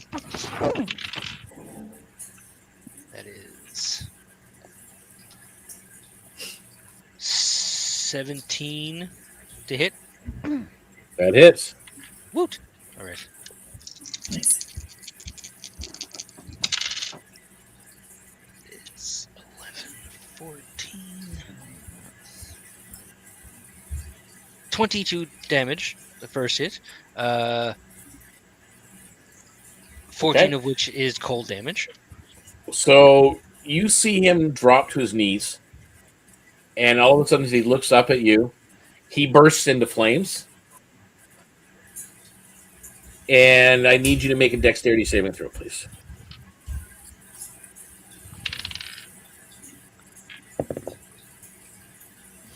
Only a 16. Okay, that Unless- actually does still save. So you take 4 points of fire damage as you are covered with molten slag and gore as his body Mm-mm. explodes. Cass I'm gonna be taking a smiles bath and for days. Get that Cass out of your just fur. smiles and turns to the next one that he can. Yep. That is a 18 to hit. Okay, that hits. Okay, that is a total of 20 damage, 12 of which is cold damage. Full damage. Okay. Same thing. This guy drops to his knees, looks up at you. Poof. I need another saving throw.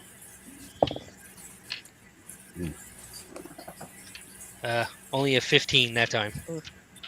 Okay, it still saves. So 6 points of fire damage as you're covered with gore and molten slag. Nothing else to do but just stare at the other one. Okay. And that brings us to Cowrie. You're up. Okay. So are any of them bloodied or no? Well, there's only one left. Only one left. Okay, so I'm just gonna pull out my crossbow, and then I'll take aim and try and shoot it in the head. Okay. In the eye holes.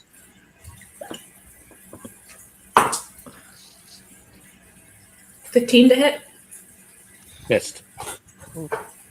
Goes wide in his head. Damn. Whoopsie. And then no Okay. bonus action. No bonus action. Okay, so we're at top of the round. Serena.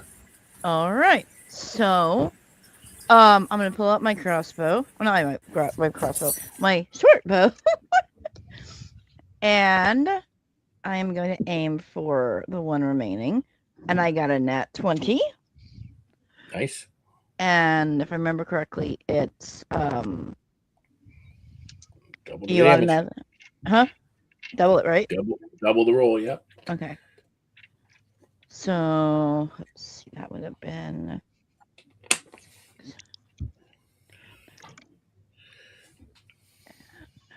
Hang on, just doing math real quick. 10. Oh, where'd my sheet go? D6 plus 4.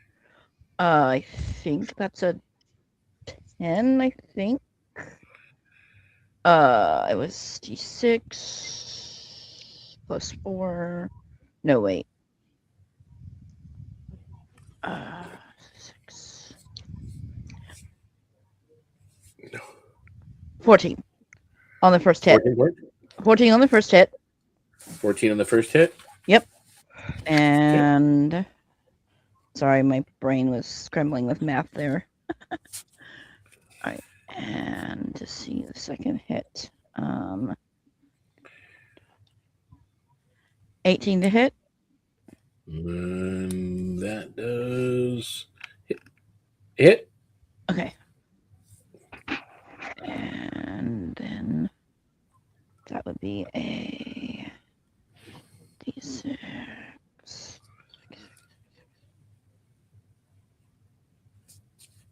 10 more damage. Okay, still up. Okay, and Fade, that brings us to you. Okay, so the remaining guy. Yep. I'm gonna hurl a chromatic orb at him. I will quicken cast that using sorcery points. So that's my bonus action. And let's see. I'll turn that into force damage again. Okay. So that is that is a 17 to hit. That hits. Okay, and third level chromatic orb 5d8. Ooh, yucky. Oh, 5d8? 12 dead. plus 4. Yeah, he's dead. Okay, 16 points damage, and he bursts. He just dropped to the ground. He I doesn't. am He doesn't. okay, good. I was gonna say I'm a ways away from him anyway. Yeah. So all three of them have now fallen. There still is, as I said, there's the archway there, but they're all around this where they were doing this ritual casting thing. What are you guys doing? Is there any way we can rub out the ritual runes that they've been putting on to disrupt it? Yeah, you can. To kind of stop what they were doing. I mean, it looks like you've already stopped them, but yeah, you can rub out whatever work they've been working on. You do find some stuff though on the ground around them that they were there, and on obviously as well. There's you guys find 22 gold pieces. You find Emberleaf poultice, which is one use. It grants advantage on saving throws versus fire for 24 hours. What were we given by the 3 young Ursus?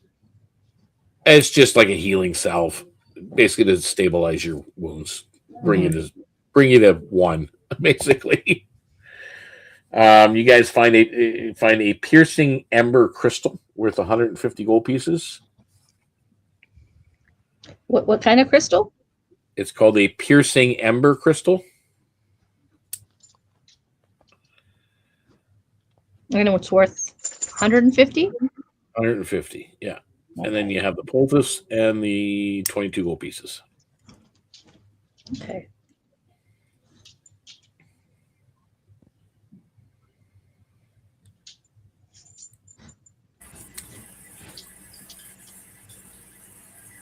Okay. Can Cowrie rummage through their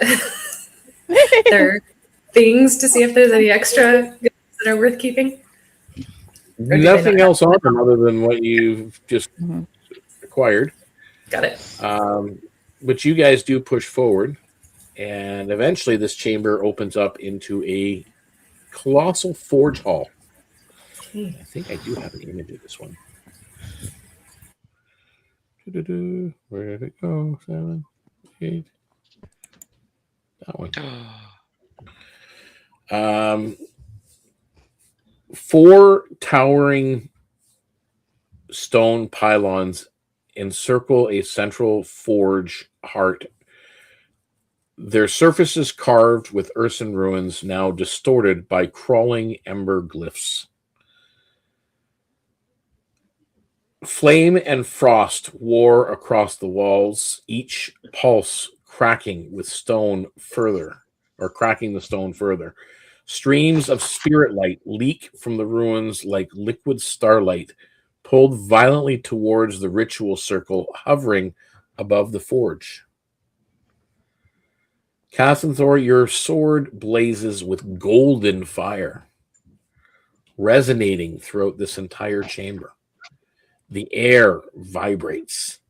The convergence ritual was nearly complete, but it doesn't seem to be going away.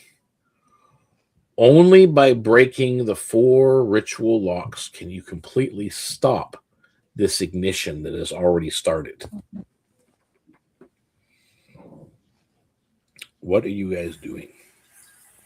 Let's break those locks. Yep. Will your sword do it, Kassenthor? Let's find out. Cass will hit one of the runes with the sword. Okay. Roll me an athletics check.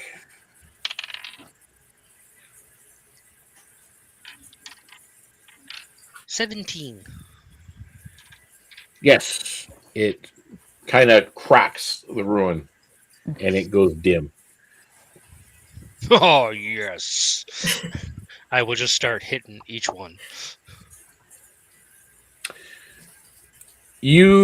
As you finish with this one and you go to move to the next one, you see the ruins as I said, they're kind of spiraling up these columns. They're almost at the top as you move to the second rune, and you swing. Roll me an athletics check. 19. Can Fade tell if she went to the third one at the same time and like put a shocking grasp on it? Would that disrupt it? Roll me an arcana check.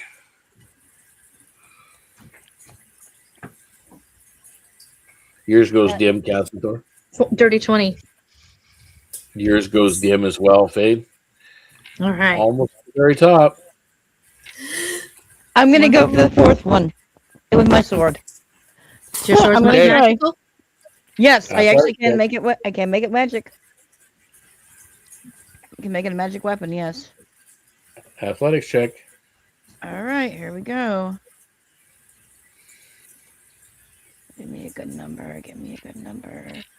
Nice. 48. Nice. And you said it was what? Athletics. Like, sorry, my brain. Oh,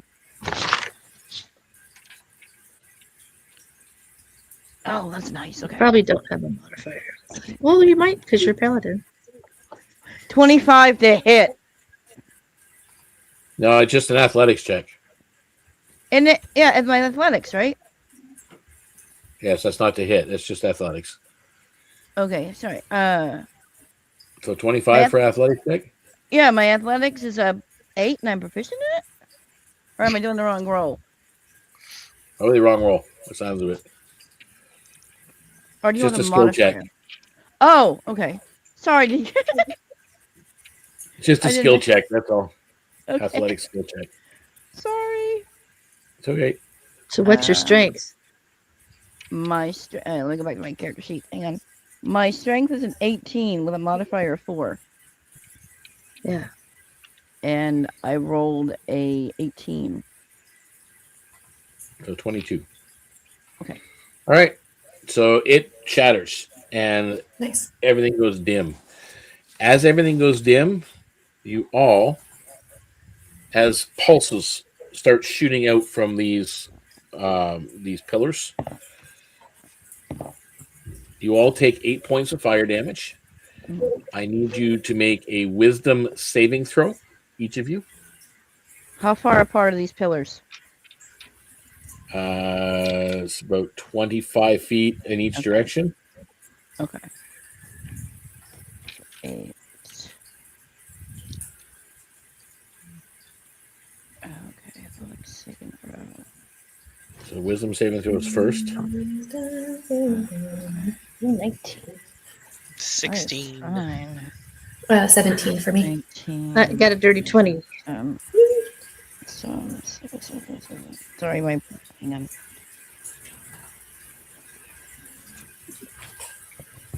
Okay.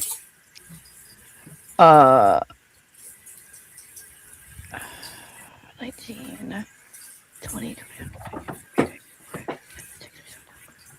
long as you rolled over 12. Yeah, we're good. Okay, so you guys all take 3 points of psychic damage, and now I need everybody to make a dexterity saving throw. Oh, God. What did we do? What have we done? Nothing good. Okay, that. Another 16. Saving throw. I got a 18 6. for. Okay, sorry. I'm sorry. Take my turn. Kaori said 6. Fade said 18. Okay, so Kari, you take 10 points of fire damage, and the rest of you take 5. Yep. As vents on the floor erupt with steam out through the vents. Ritual collapses.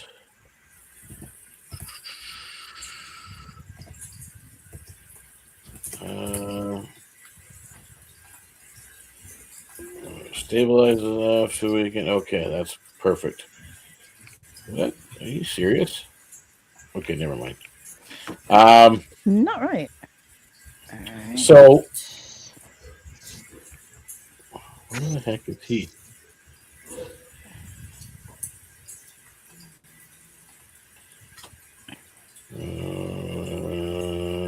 Shoot. I'm just trying to figure out where we are here. Okay. Oh yeah, I'll have to come back to that. Okay, so as the final thing goes out and all this stuff erupts from it, the pylons start to shatter one at a time, and as the final pylon shatters, a deafening boom ripples across the chamber. Light blue, gold, and blistering red floods the forge as molten stone rolls like waves. The forge heart ignites in a pillar of swirling fire and spirit light. Standing in its glow is a towering figure clad in scorched ritual armor. And that would be... Crap, why is it doing that?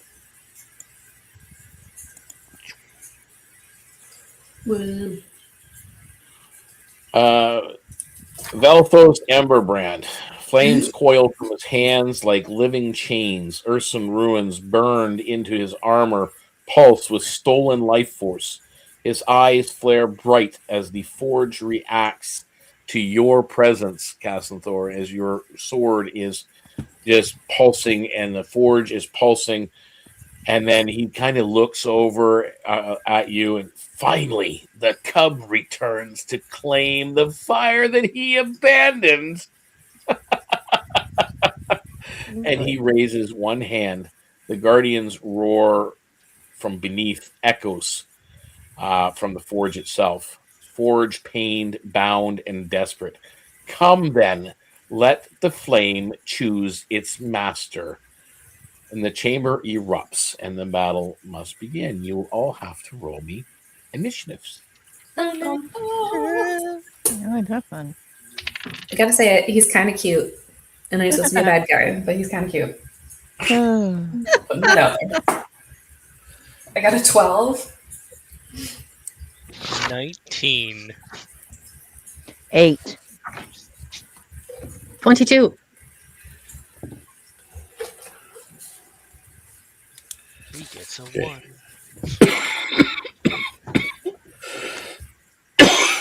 Oh, one moment, guys. Sorry. So, worries. Fade, you said 22? Yep. Okay. Sorry. Kari? 12. 12. Cass? 19.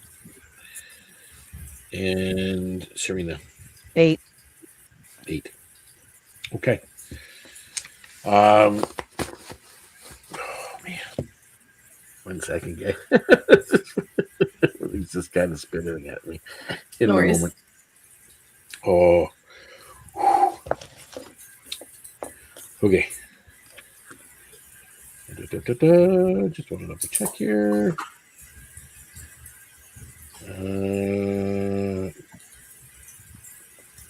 All right. So you see him. He is the most noticeable individual. And then you also notice a couple of these guys coming out from the back corners. Creepy. So I will put him back on. Anyway. So Fade, you are the top of the round. Okay. So He's near the back. The other two things are kind of coming to the forefront.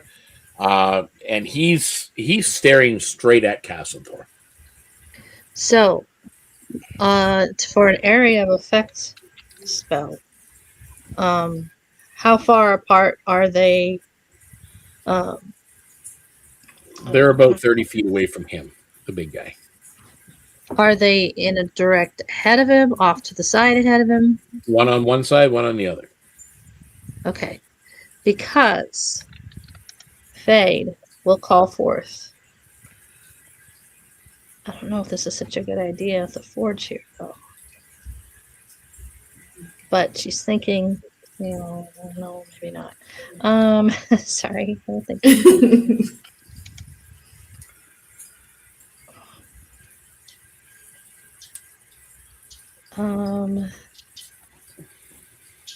I think if I can catch at least a couple of them in a line, I can move to where I can do a lightning bolt to catch him in a line? At least to give the big guy and one of his minions? He's in the center, and you get one off to the right, one off to the left. So you're probably not going to get any one of them in a line. Oh, so I couldn't even run off to the right and angle back You'd have to to go get... right against the wall and hopefully get him to line up with the big boss behind him. Okay. Well, I'd like to try to line up one of the bad guys with the big boss behind him. If I can do that, great. Then I'll run it. If I can, I'll also, be using my innate sorcery. If I can, that they have to make a dex save 16. Okay, I think you can move off to the one side. It'll be a randomized thing to see if they do line up. Otherwise, it's just going to be the one of them. Because they are moving. Like everybody's in movement. Okay, well, if it doesn't hit both of them, I at least would like to hit the big guy. So you're focusing mostly on the big guy? Yep. Okay. So I will let you go ahead. Roll my damage? Yep. Okay, it's 29 lightning bolt damage. 29 lightning bolt.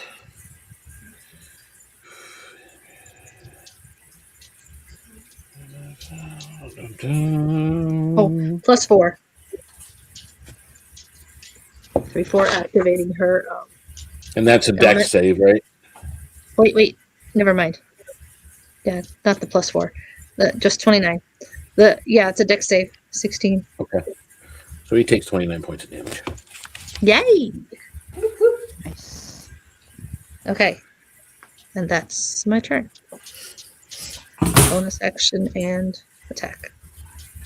Okay. That's him. And that now brings us to me. So the other two. So the one that's now close to you, that you didn't line up with, he is going to make an action against you of... Yeah, let's do that.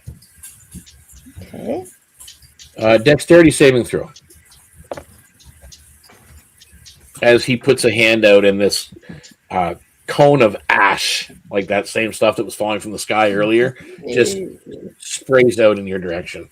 I rolled a 17. Cool. Okay, so you'll take half damage. Fire damage? Take 6 points of fire damage, yes. The one on the other side is going to focus on Serena. Mm-hmm. And it is going to come up and do the same thing with you. It is going to do a cone. It's going to be a dexterity saving throw. All right.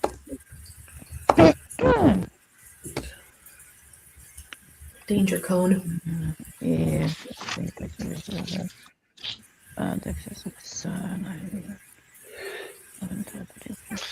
One second, I can put my dog out. Yep. 19. That saves, so you take 6 points of fire damage. Okay. 6. Okay, okay, so I'm not done at the end of the turn yet, so.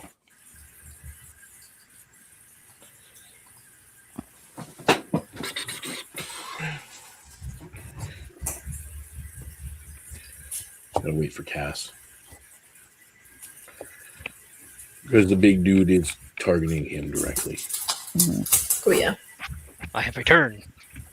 Okay, so you are back. Da-da-da. Okay. Wait, that was on 20. That's on 21. Okay, I'm not there yet. Where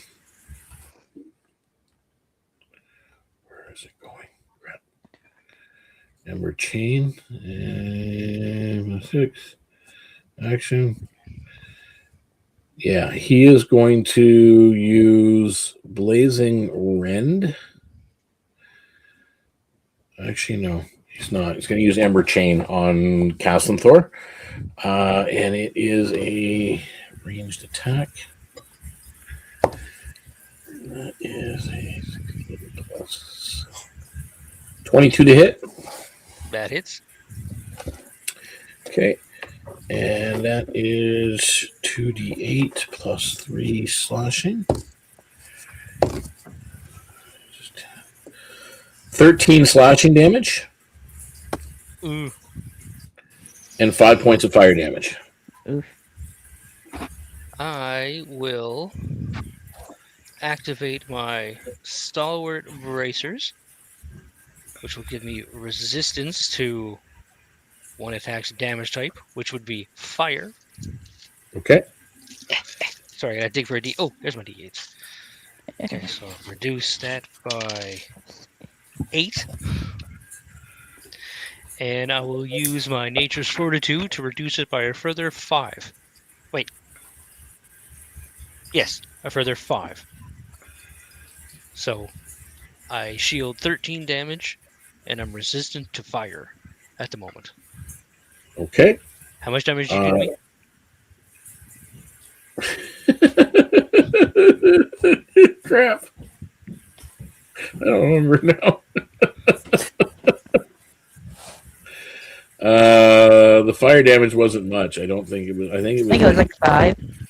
5 points of fire damage. Yeah. Yeah.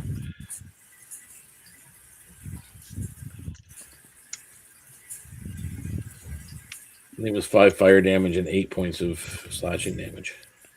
Oh, so I take no damage. Okay. So that is the end of his turn. Now, at the end of all of their turns, I need Serena and Fade will take an additional 3 points of fire damage as auras radiate out from those 2 guys that attacked you. And then that takes us to 20. On 20, there is on 20 the Forge Sturgis. Everybody make me a dexterity saving throw, please.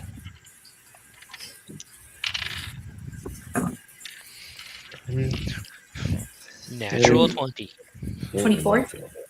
Also a nat 20. For a 23 16. total. Okay, so everybody will take half damage, so that's 5 points of fire damage.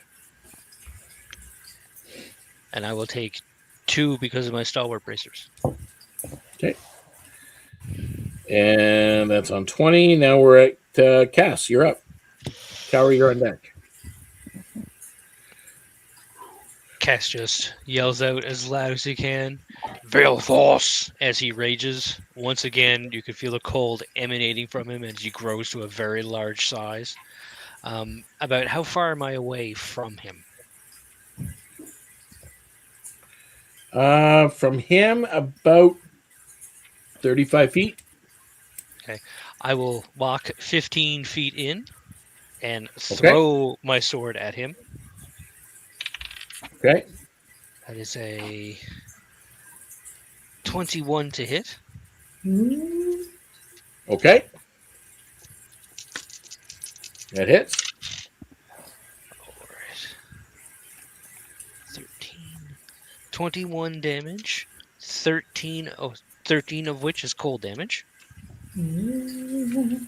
So 21.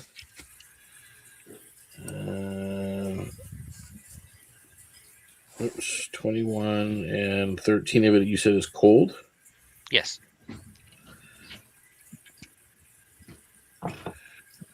Okay. And it's 15 feet.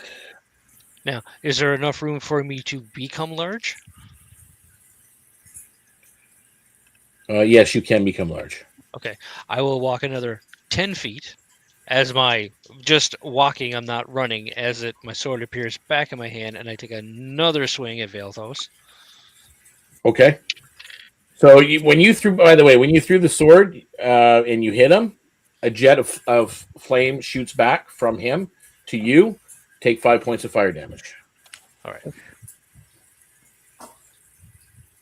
Halved. Yay. And 28 to hit. That hits.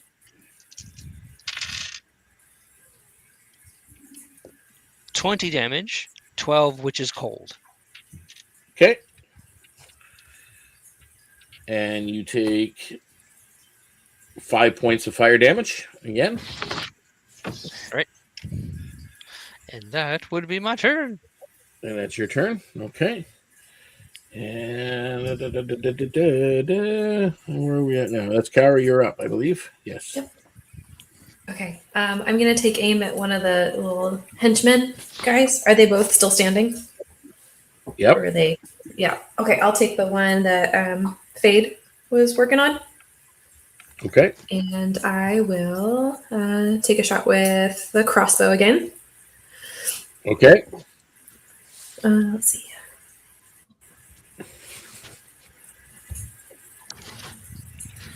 That is, let's see, crossbow. Oops.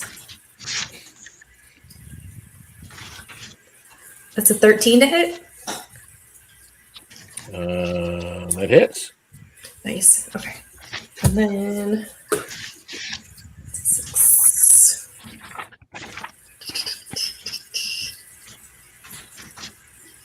Uh, 10 points of piercing damage. Okay.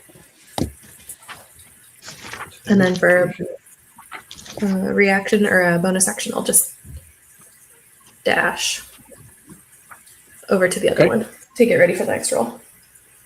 Alrighty. Sounds good. And that takes us to Serena. All right. No reasoning with this one. We already know he can't be reasoned with. So I am going to hit the guy in front of me. That's a 25 hit. Yep. All right. Because I connected with him, I am also going to do my Divine Smite, which allows me to do more damage to him. So that is going to be a total of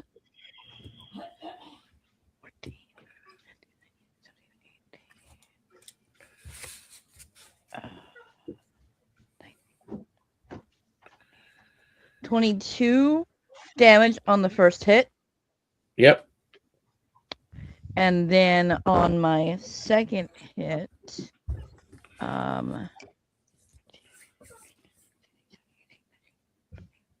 there's a 21 hit. Yep. And then that is going to be These little guys don't have much hit points or armor class. 8, 7, 8. It's going to be 11 damage. Okay. And then for bonus action, I'm going to make my weapon magic. Okay. So your weapon is not magical. All right. So now we are at the top of the round. However, before the beginning of the next round, he will use his legendary action, and one of the ruins that are on the battlefield on the ground erupts. Oh dear. And I need everybody on the battlefield to make me a dexterity saving throw, please. Ooh. 17. 21.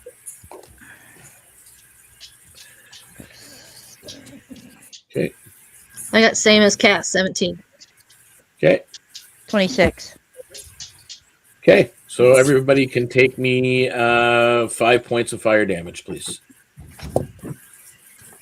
And we're now at the top of the round, and that would be Fade. It's you. Okay. Hold on. Are the fire damage points, are those like the same? Do those carry the same amount of weight for anything? Yeah. And we just call it fire damage just in case someone has resistance to fire or something like that, right? So Got it.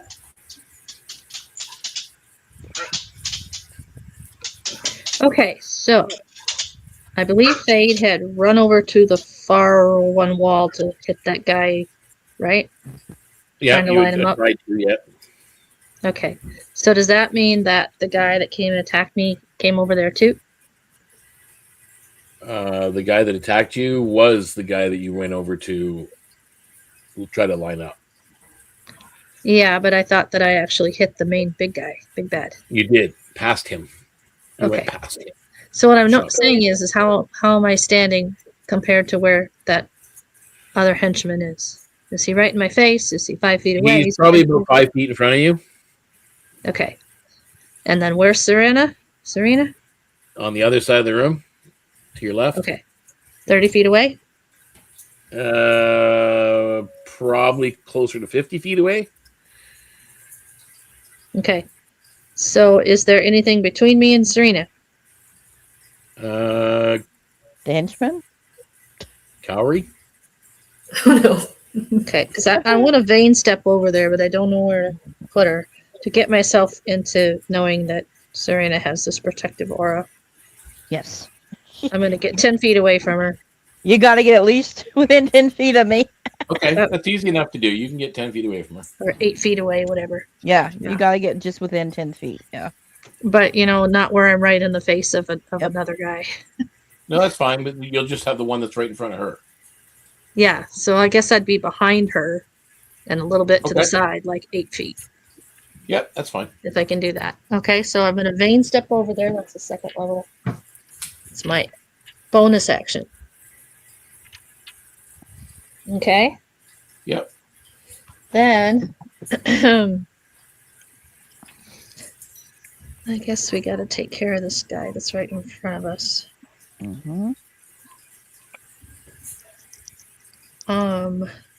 Bonus action.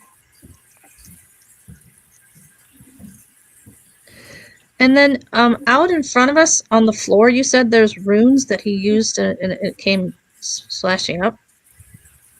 It just erupted into like molten flame and lava. Okay. So Big magical ruins. They're all over the floor. here's my thought. And it's in between the big bad and us that we see those. They're everywhere. Yeah. They're everywhere. There's like Okay. hundreds of them. All right. Shoot. I was thinking that I was gonna cast grease to try to cover up the runes so they wouldn't be doing that. Couldn't use them. But it doesn't sound like I'd get them all if I did that anyway. No. And they're, as I said, these ruins are not carved into the floor. They're actually moving. Moving. Okay. All right. Then, and Kassenthor is within 5 feet of the big bad, right? He's within, 10 about 10 feet, I think. Okay. So, let's see. I do.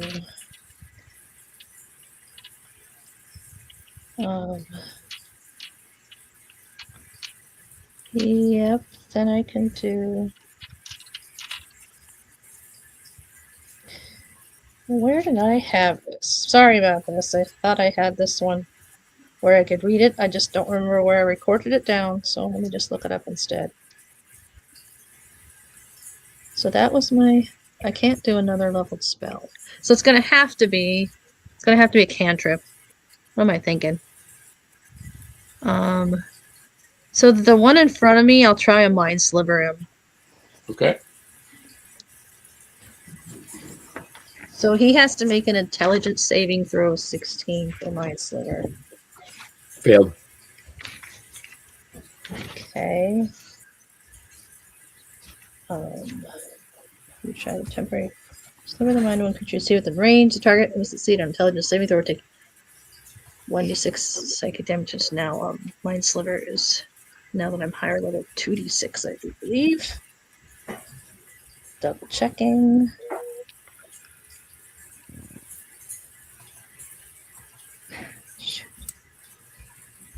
Sorry. Everything's lagging, so it's taking time.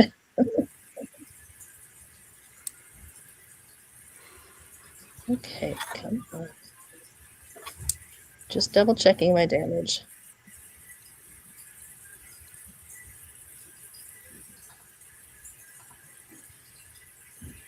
Okay. Yeah, looks like that. So, that would be 11 points of damage. He drops. Psychic. All right. Nice. So he's he's down. That is the end of your turn, and that brings us to me. So the other one that you were near originally will now turn his attention onto Cowrie. Sorry, Cowrie. That's okay. You can always bring it over here. And he moves in closer and is going to attempt to slam down as you are in the area. And it is a plus. Oh, that's going to probably miss you. 12 to hit. I think that misses. Let me double check. Yeah, I think it does. Yeah, that's a miss. Too. Yeah. Okay. He misses you. As for the other one, the one that's dealing with Kassenthor. Cass, first of all, take 5 points of fire damage. Because you are, at the beginning of his turn, you are within 10 feet. Yes. Okay. And he is going to use... Ooh, crap. I know you're the only person within 15 feet, so he's... Oh, no, maybe... Yeah, you're the only person within 15 feet. So you're going to have to make me a dexterity saving throw.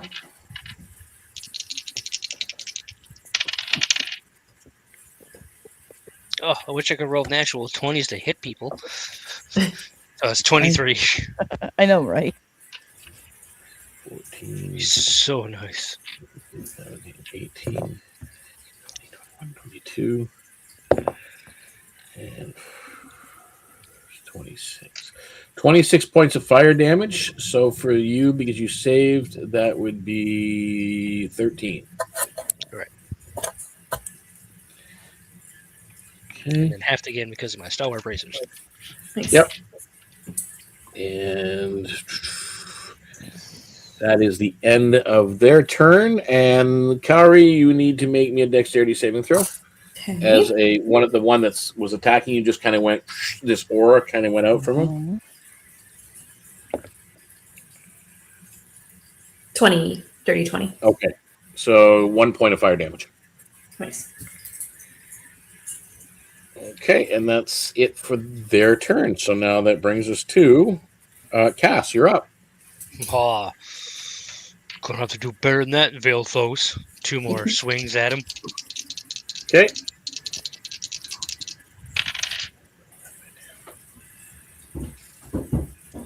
That is a 17 and an 18 to hit. I think they both hit.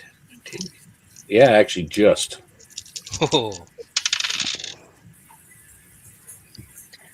That's 18 damage for this first hit, 10 of which is cold damage. Okay, take 5 fire damage back.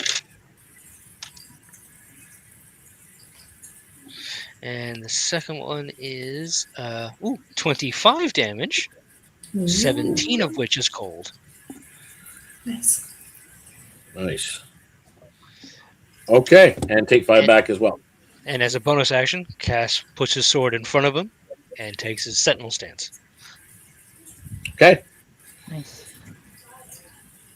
Okay. What is that? I've never heard of that. That's from a warden, so I get +1 to my AC, and if I wasn't raging, I'd get resistance to bludgeoning, piercing, and slashing damage. Nice. Oh, wow. Holy moly. Okay, so that is the end of your turn, and that brings us then to Kauri, you're up. Okay, so I was on my way to the other one that was still standing. Is he still? Yeah, he's kind of near you. Okay. Then let's see. Is he? I don't know if I want to use crossbow again. No, I wouldn't. Yeah, probably not too far or too close, right? Yeah, he's kind of getting kind of close. Okay, so I will instead. Yeah, I'll use my short swords, my twin short swords. So I have Okay. 2. So I'm going to. Can I use both at the same time? Can I dual wield? I do believe you get 2 attacks. Okay. All right. Let's see. Yeah, you just don't add your proficiency modifier to the bonus attack. Yeah. Oh, okay. Got it. Come on, kick his butt. I'm trying my best. Let's see. Short sword. Okay. Oof. First one's 11. Oh. Yeah, that's not going to hit anything. I mean, they don't have a great armor class, but Better than that. 11. Yeah. And same thing. I rolled an 11 again. Oh, Okay, no. so they both missed. Just flailing. Serena, you're up. Okay. Keep trying. How rough are you, Fade? Fade is definitely pretty bloodied. All right. I am going to step back 8 feet and lay on hands on you for 15 points of HP. Ah, thank you. You are welcome. You are the only person close enough for me to actually heal. Okay, so that takes us to the top of the round. And that would be right back up to Fade. Actually, wait, before I do that, he's going to use the legendary action again. And I need everybody to make me a dexterity saving throw. Remember, Fade, add +5 to yours.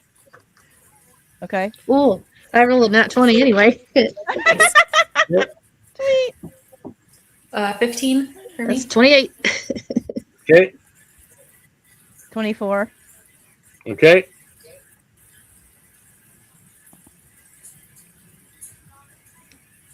What are you at, Cass? Oh, he's muted. Oh, my bad. You're muted. 21. 21. Okay, so Nice. you guys all made it, so you all take 4 points of fire damage. As one of those ruins erupts again on the floor. Okay, and let me see where are we at here. Fade's turn. Mhm. Second, difficult train, just making sure. Mhm. Yep, Fade, you're up. Okay. Well, that changes what I was going to do because I was going to need to drink a potion, but thankfully she took care of that. What's the So- threshold for being bloodied? If we're Less taking than damage, half your what's hit the? points. Okay. Less than half your hit points. I'm almost there too. Okay. So Oh, the big bad is bloodied. So the big So bad's sad. still sitting there. Well, Is there Kassenthor's blood. still, for like Kassenthor's still in his face within 20 feet. oh yeah, Okay. they're like 10 feet apart. Right. They're trading blows at this point. Mhm. I think that I'm going to quickly cast a chromatic orb and then sorcerer's burst after. And turn them into force.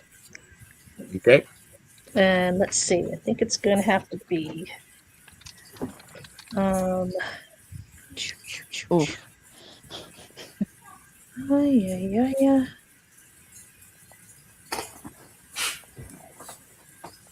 Where's my level 4 spell? Ooh.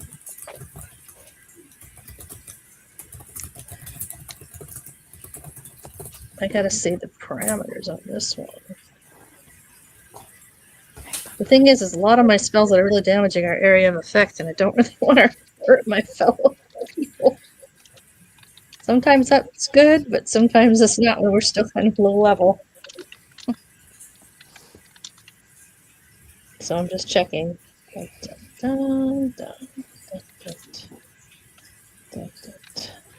Yeah. Okay. This is a 20-foot radius. Would hit Kassenthor, wouldn't it? Yep. just stick it 10 feet behind him so it only hits him. Hi. I think You know what I behind the could? I could stick it. Can I do that? Can I center a ice storm 10 feet behind the big bad so that in 20-foot radius only hits him? Really?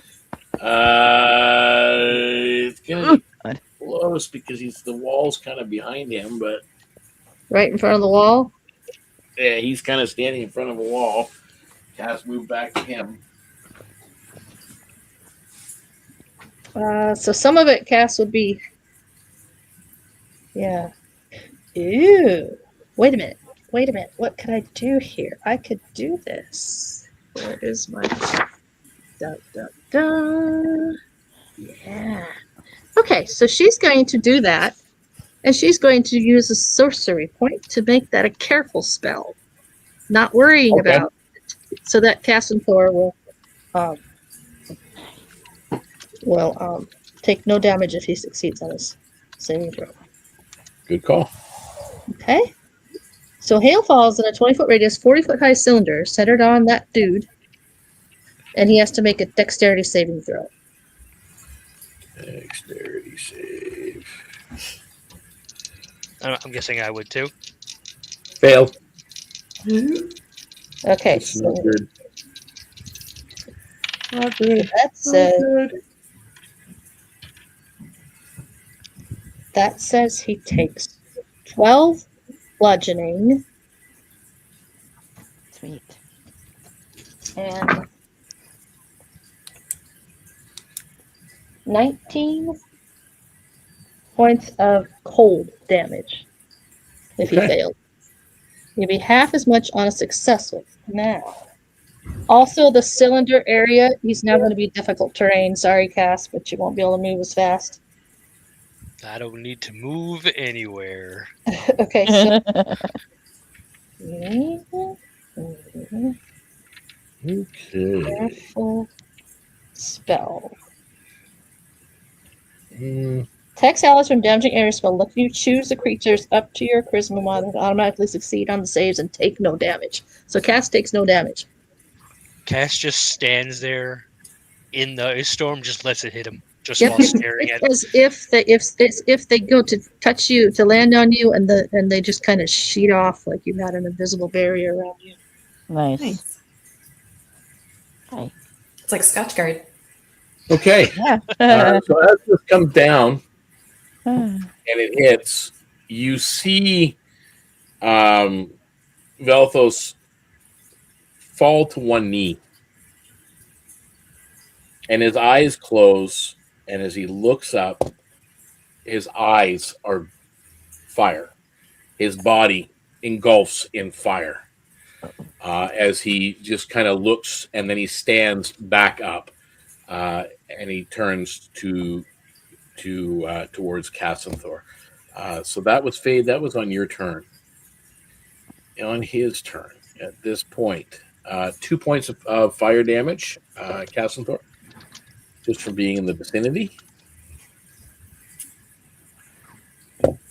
And at this point, he is going to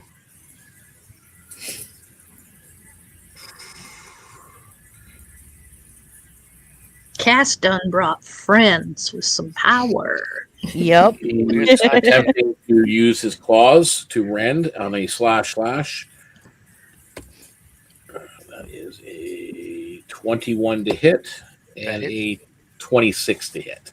both hit. That is okay. So on the first one,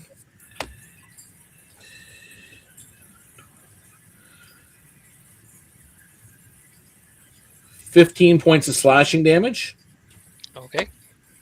Which you and have 8 points of fire damage. So what was the second one? 8 points of fire damage. Okay. And on the second attack,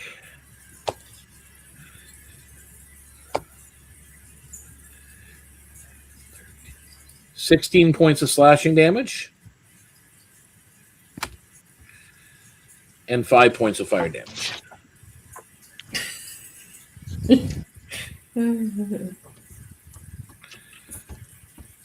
Okay, and that's that, and that.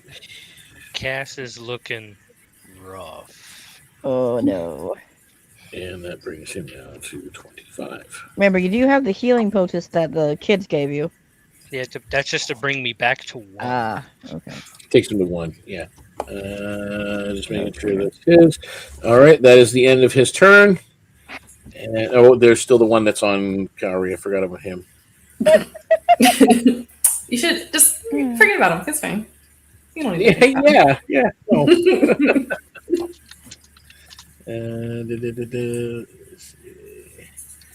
Doesn't have much anyway.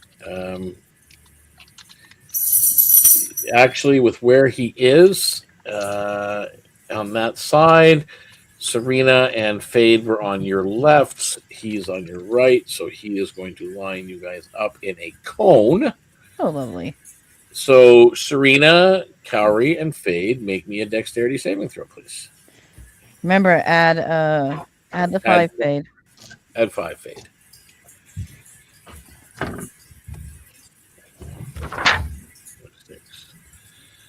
What's a 13 for me? 22 with your 5. Thank you. Oh, sorry. 24 for me. Kaori said 13, I think. Yeah, you guys all save, so 6 points of fire damage.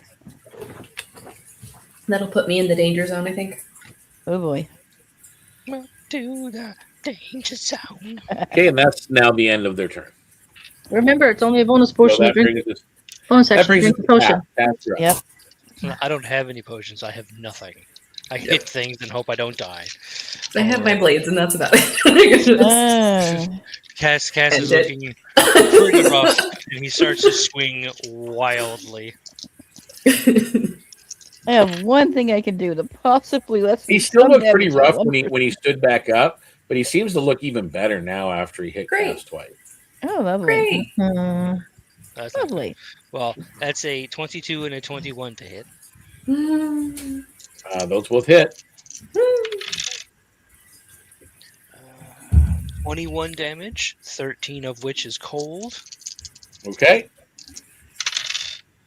and 20 damage, 12 of which is also cold. Okay, he drops, but you also take 10 points of fire damage. Halved. Oh, Are you sitting at 1 point, Mr. Cass? Oh, Cass. Oh. 9? 8. 8? Wow.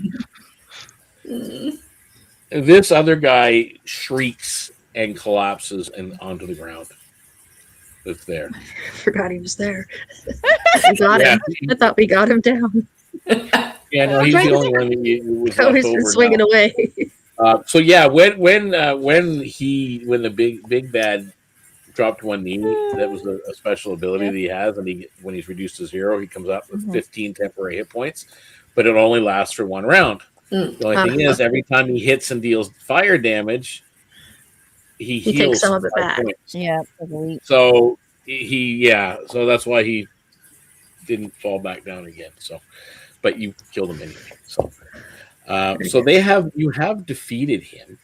Nice. The big bad guy, which you guys really went through this pretty quickly. Cass, you got your revenge. Yep.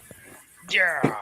Cass You're about runs to the get firepower. down a couple Leave the players. village and your grandfather.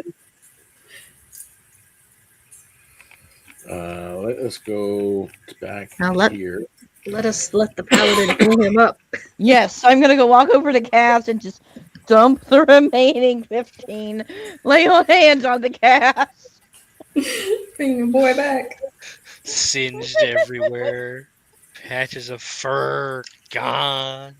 Yeah, she only has 30 lay on hands and cure wounds. That's all I have with her. Mm-hmm. But that makes it work. So, what you guys find in here, I'll kind of give this to you now before we move on to the last little bit. You've got 48 gold pieces. I don't know who's writing it down, but I'm writing him down. okay. 48 gold pieces, 14 silver pieces, a primal fang crystal worth 120 gold pieces, an Ember forged figurine worth 150 gold pieces. A spirit thread binding cord. An ember linked fetish is a consumable magic item. We'll kind of go over all this another Those time. are two separate things. The spirit link silver binding cord. spirit thread binding cord is separate, and the ember linked fetish is separate. Cool. There is also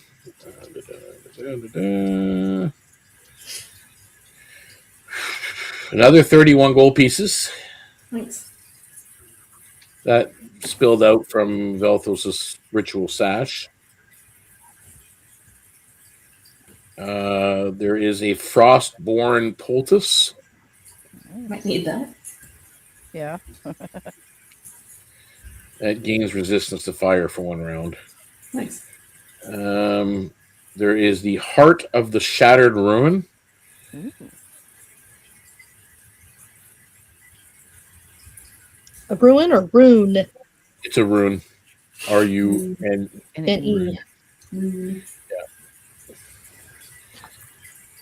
You can hold it. You can wear. You probably put it on a charm of some kind. You can probably make it into something. What have you? Like a piece of rock? Yeah. Cool.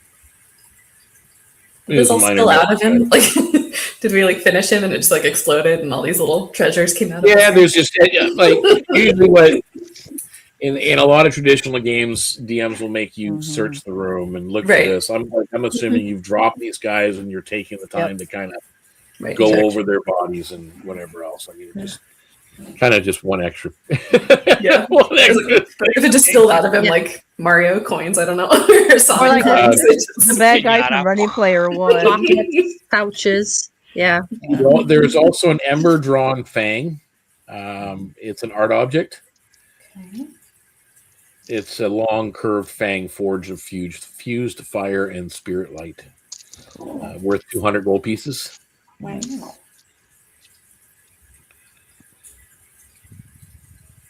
I hope someone with better map skills is keeping track of the gold and can split it up later. Yeah. Yeah, I'll add it up. I usually keep a roster. I think we All right. found 10 out before we ever went down to the below. Mm-hmm. 10 So or as 22. Vaelthos collapses, the forge roars like a living storm. Then it exhales. Flames recoil into the stone. Spirit light floods the chamber, washing away the last traces of ember corruption. The forge heart dims into a soft, steady glow, no longer compelled by stolen essence. The ground steadies, the air cools. A deep, resonant hum fills the chamber, the sound of the spirit forge recognizing its rightful heir. From the shadows, the wounded, forge-bound guardian steps forward. And let me... Oh, he looks cool. its massive form looks like it had been shackled, but it is not anymore. You see the chains kind of hanging loose as it comes forward.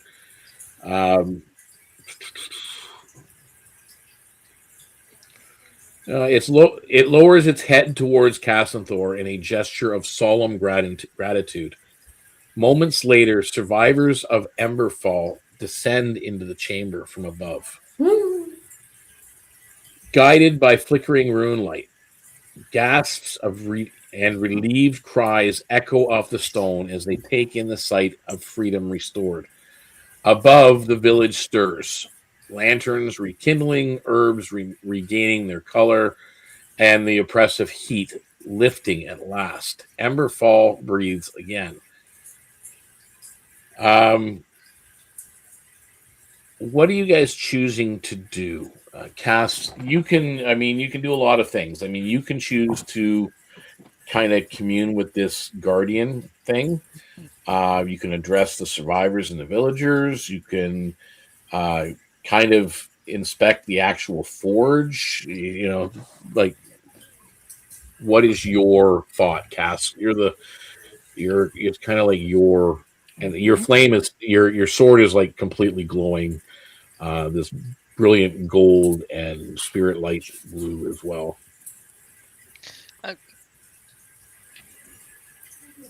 I'll see if I can like commune with the guardian to see if it's Okay. if it's on the mend. Animal handling or insight? It's your call.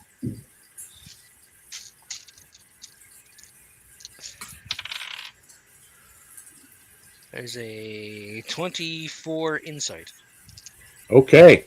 Nice. The guardian comes forward and it presses its massive brow against your hand. A wave of primal warmth floods through you. Acceptance, gratitude, and kinship. Wow, that's a high roll. I hug it. A spark of the guardian's inner flame settles in your chest, steady and resolute. You feel its promise. Its fire is yours to call upon in moments of true need. You can write on your sheet you have a boon of Guardian's Ember. Cool. Cool. Yeah. What are the three of you doing as this is kind of going on, as you see him with this massive magical bear? Cowrie would have been back with the big bad that we just took down, and Yep. she's looking for anything else on him that she can take, and she's not finding anything else. So she's gonna start hacking away at one of his horns to keep as All a right. souvenir. Yeah, you hack his horns off. That's fine. Cowrie, this is not a monster. This is like a humanoid, sentient person. Yeah. Okay. Okay. What a Don't trophy. usually take trophies from sentient beings, but okay. It's all good. Evil as Yep. they are, You never know. Okay. Anybody else doing anything? unless they're demon devils. Ay, ay, ay. Yeah, I like a keepsake. I would look around at the forge, and Vade would see if she can. Is there anything she can do that would get it, set it back to rights, so it could back to where it's supposed to be, so it will work again properly? Make me You know. either a religion or an arcana check. Can I assist her? Yes. I'll do an arcana. It doesn't really matter. They're both the same modifier. So she's assisting. Yep. So that's a 16. Religion or arcana. Okay. The forge heart pulses with ancestral fires. Mhm. Cass, you're in the room and you've had this moment with the thing. From you see the two of them over at the main forge. It kind of looks like they're doing something with it, adjusting either the magical flow or what have you. You start to hear whispers of your mother's voice, Aw. ancient rites being performed in your mother's voice. A soft whisper curls around your mind. Not words, but warmth, memory, and presence. Like a distant ancestor placing a guiding hand upon your shoulder. You guys all kind of get this sensation, but you know it's focused on Kassenthor. Mhm. You know it's the spirit of his mother passing that through to him. You can all sense it. Awesome. That's awesome.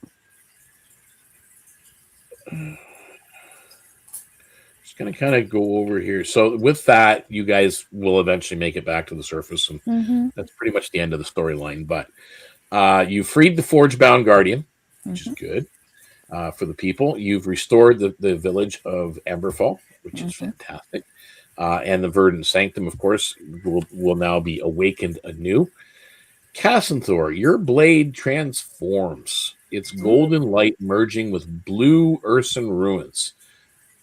I will give you the exact mechanics at some point where, yeah, you'll get all the goodies. You'll see what it is. So your sword is it basically becomes your primary sword.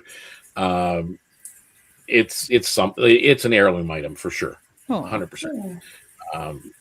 And you are something sits with Cass though as you will be making your way back, that you were called the rightful heir to the forge. I would think As we'd far stay as you you'll probably stay a few days to help them clean up, help Clean them rebuild, Rebuild. regroup, heal. hunt for Dispose them. of the bodies. Introduced into eel. You would get taken out. So, Cass, you would be taken out as well to the family farm. There's nothing left of it. It's been burnt to the ground, to cinders. And anything remaining is gone, including the remnants of your family. But from what you're being told now is, even though you thought your entire life that, your father was a farmer, and that he was, but your grandfather, your mother's father, was the town elder and always had a special place for you. She was clearly way more than just a farmer's wife. You heard her voice doing those rituals and those rites over the forged items and such that were in that area. So you find out that not only did she craft that item that you were given earlier, but she also took part with your grandfather in crafting this particular sword, which is for you. Hooray! Cool. So Yay! that basically ends. Unfortunately, I can't believe you guys did. In a way, don't get me wrong. I'm kind of grateful because I'm feeling really crappy. At the moment. And I wasn't earlier on. I wasn't doing the whole because I was impatient. It was I'm just trying to breathe. Yeah. just trying to Breathe keep through the nausea kind of from overflowing. Oh, I'm sorry. It's not your fault. Thank you. This was a lot of fun. This was a good really one. was. Cool. Well, I'm glad it was fun, and I'm glad we got the story finally out. Yeah. I am looking forward to a lot of the other things that we've got coming up. I know, again, our viewership is, I think because we've been away for a while, we're going to have to build that back up again. We had I think 3 people or 4 people in here at one point. So we'll get back up to where we were, but we've been gone for, 4 weeks? Yeah, I was going to say over a month since we did our. So it's been a while. So we've got this one back. So that everybody knows what we're doing. When I'm going to double check the date on that right this second as we're here, because people might be watching or they might tune in and watch this. So it is the next big event, which is a mini adventure. That is January 20th. Is the return of our mini adventures. That will be entitled "When the Lantern Dreams of Drowning." So that'll be an interesting, and that's a 2-hour mini adventure. We do have the 17th and the 24th already pre-planned for our role-playing, our Discord RP events, and then the 31st will be a one-shot similar to this for the month end. We, of course, do have the episode 16 coming up this week coming up for Southern Expanse. So a lot of stuff going on. And then once we move into February, we do have our special Valentine's Day adventure coming up called The Trial of Broken Kin. So that should be a lot of fun for our Frost Shield players. Yeah.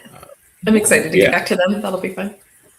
Yeah, it was again a lot of fun with you guys the first time. And I'm glad you kind of chose to do just a special events, right? And that's my whole plan is to do it for holidays. We'll do it for like something to do with Easter. Well, it won't have anything to do with real life Easter, but it could. It could.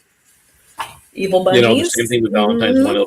It's themed around that premise as well, and then we'll do that for all the special holidays as well going forward. Cool. But that's what we've got planned, and we've got people coming in, so we want to keep getting more people in. We've got some new people starting next week. I think we got 3 or 4 new players.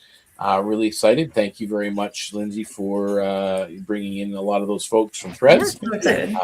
Really helps, and we just want to continue doing that because, again, on the Discord, guys, in the add social media ad copy. You can go in there, just cut and paste images, cut and paste the actual words, and help share information on the Discord, and bring people in, and it'll really help, because the more people we have, the more role-playing opportunities there are for everybody.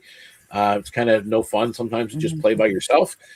So if we can get a good 20 people going strong role-playing, it'll be a little bit more interesting for a lot of folks. So, and I think that individual that's playing Ori now, or Auri, is Oro. very Oro, yeah, is very very creative and long-winded individual like myself. So that should be helpful, and it doesn't look like they shy away from solo role-playing either. So Yeah. Which is good. But Yeah. anyway, hope everybody had fun. Oh yes. And I wish I was feeling a little bit better, because I would have had a little bit more fun. You know, I know I was kind of I did hold back a little bit here and there, because I'm like, if I do this could drag on another hour. I just can't make it. But we could do it like an alternate ending. We could do, We're taken right to the edge of your characters, so that's a good thing. So other than that, guys, I will see you all on the Discord tomorrow. I'm going to do some scenes up tomorrow and just see how we play things out. So cool. I appreciate it. I'm glad you guys enjoyed it, and Cass, I hope I'll get you the goodies on your sword. And you can kind of develop your own, a little bit more of your own backstory now at this point, now knowing some of this stuff, you know, where you're at, and then develop it from there, and make it more your story. So, okay, guys. Cool. Oh, sorry. Anyway, for everybody out there that is watching, I apologize. We're getting long-winded here. I want to say thank you for tuning in and watching our live stream. Whether it be recorded or whether you watched it live, either way, if you're the solo person out there watching, we love you for being here. Thank you. And we will see you next time. And in the meantime, guys, may all your rolls be critical, not just a 20, also the ones, because the one is just as much fun, sometimes more, especially for the DM. Just saying. Bye for now, guys. Bye. Bye. Bye.